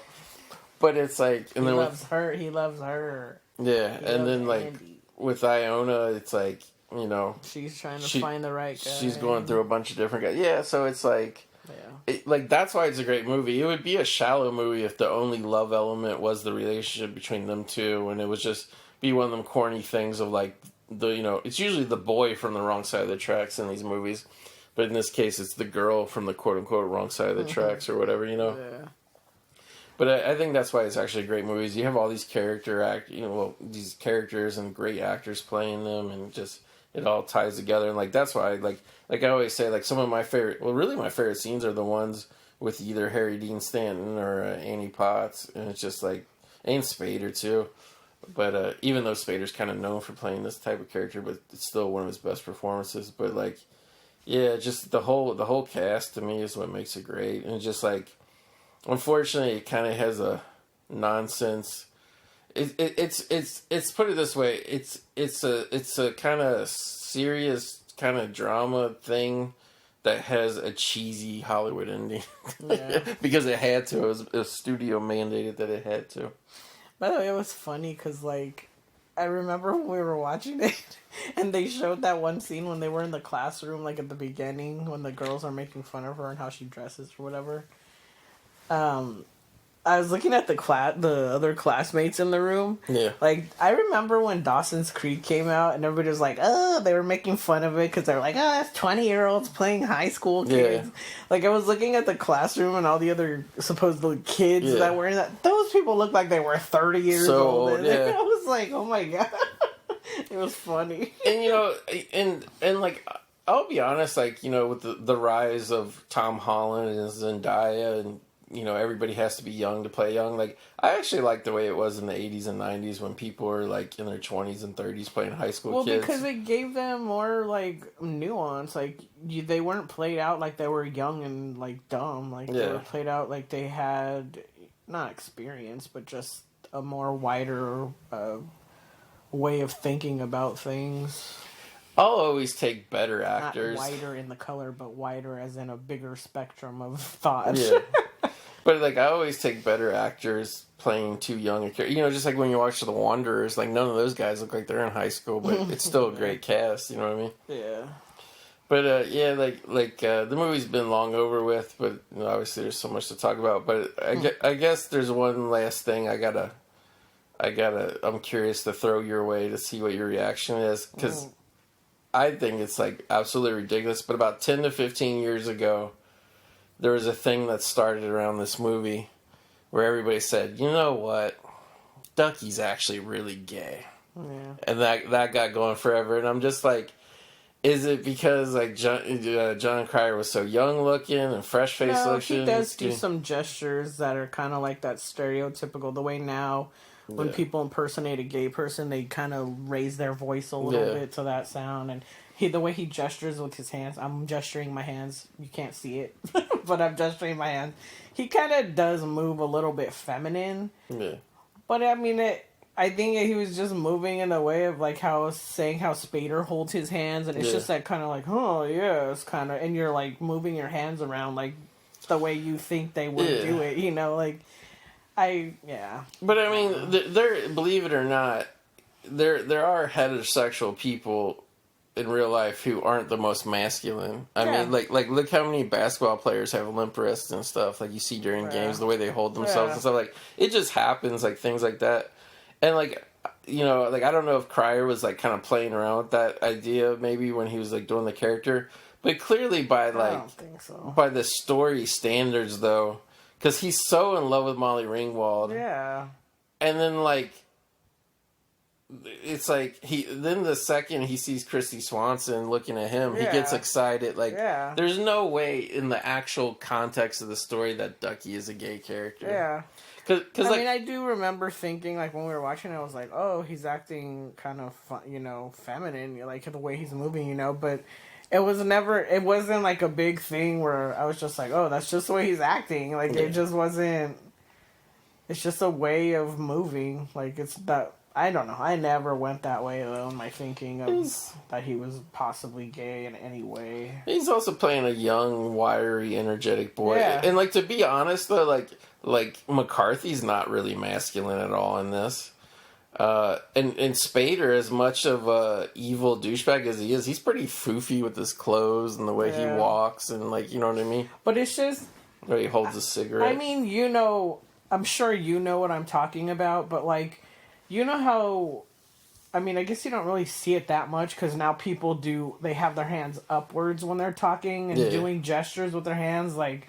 Bill Clinton, when he talked, he did a certain gesture with that he had a fist, Yeah, like, he did this. Yeah, he always did this. Yeah, like change. Yeah, like with his thumb sticking up, and then obviously Donald Trump, how he would do he always point downwards, little white power sign or whatever that everybody all the he also all the weirdos say was giving secret signals. Well, he always did like okay, yeah, and then he would do like a finger point where he point downwards. Yeah, but those are just hand gestures of talking. Like that's their way of expressing themselves. It doesn't really denote your sexual proclivity. Yeah, it's just that's what they do with their hands when they're talking.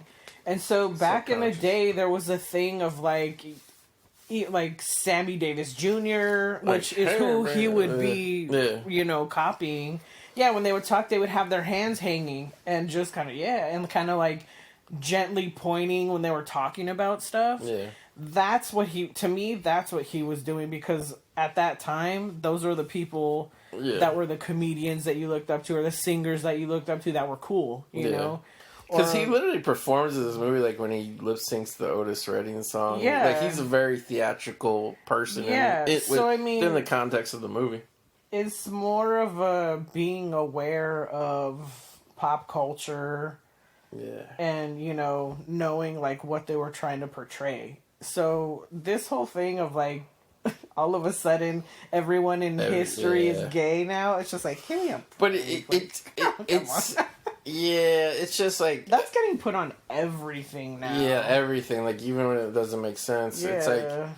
And to be fair, like, there's a million, like, gay movies that are actually pretty damn good. Like, I mean, it's not a criticism that, it's stupid that people are doing that. It's just, if it's not there, it's not there. It's like, don't put it on there when it's not there. I mean, they're kind of, like, more, like, over-the-top, edgy R-rated movies, but, like, director Greg Araki, he did they did, like, 3 or 4... like young person high school movies that were like either featured like gay main characters or supporting characters or whatever. So I mean, it's like if you want to see a gay high school movie, like you like go watch like there's actual gay high school movies. Yeah, like they exist. You just you just gotta find them. And by all means, if a gay person does watch Pretty in Pink. Yeah. And they do interpret Ducky's character like that. I mean, by all means, interpret their character like that. Yeah. But because that's how you're relating to that character. Because everything you watch and hear and listen to and see, you're going to interpret it however it means something to you.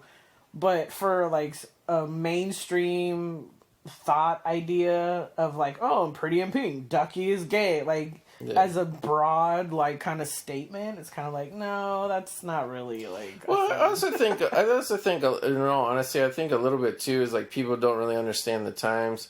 I think a lot of people would say that it's, like, almost like how he looks, but it's just, like, that was not a quote-unquote really gay look at the time, you know what I mean? No, I don't think he looks... A lot of popular men's styles back then were very, People actually had fresh. class back in the day, and they actually wore, much like people used to wear fancy clothes to go see a movie, like, it still was carrying on in the 80s, like, until everything got grunge in the 90s and everything went downhill in fashion, but it's like, Yeah, like, I don't know. But I just thought it was interesting to bring that up because, like, I was kind of just like, I never really got that analysis or that take. Or Yeah, I never felt that in any way.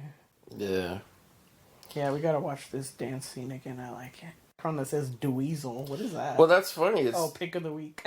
yeah, and Dweezil Zappa is in the movie. Oh. He was in the club scene earlier, sitting at the table with them. That's funny. Yeah. That's why I was like, I thought it was him, but I was like, oh, it doesn't quite look like him. But yeah, Dweezil Zappa has somewhat of a cameo. He has like one line. What, he was sitting he wasn't one of the musician guys? No, he's sitting at the table with her and her friend. Oh. Well, you know how the first club scene is her and her friend, and then just like that random guy that's there. No, Yeah. I totally don't remember that. Yeah. But anyway, yeah, so we hope you guys have a good Valentine's Day. Thanks for sticking with us. And guys, thank you for the last couple months. Getting more and more downloads. We appreciate that. We love that.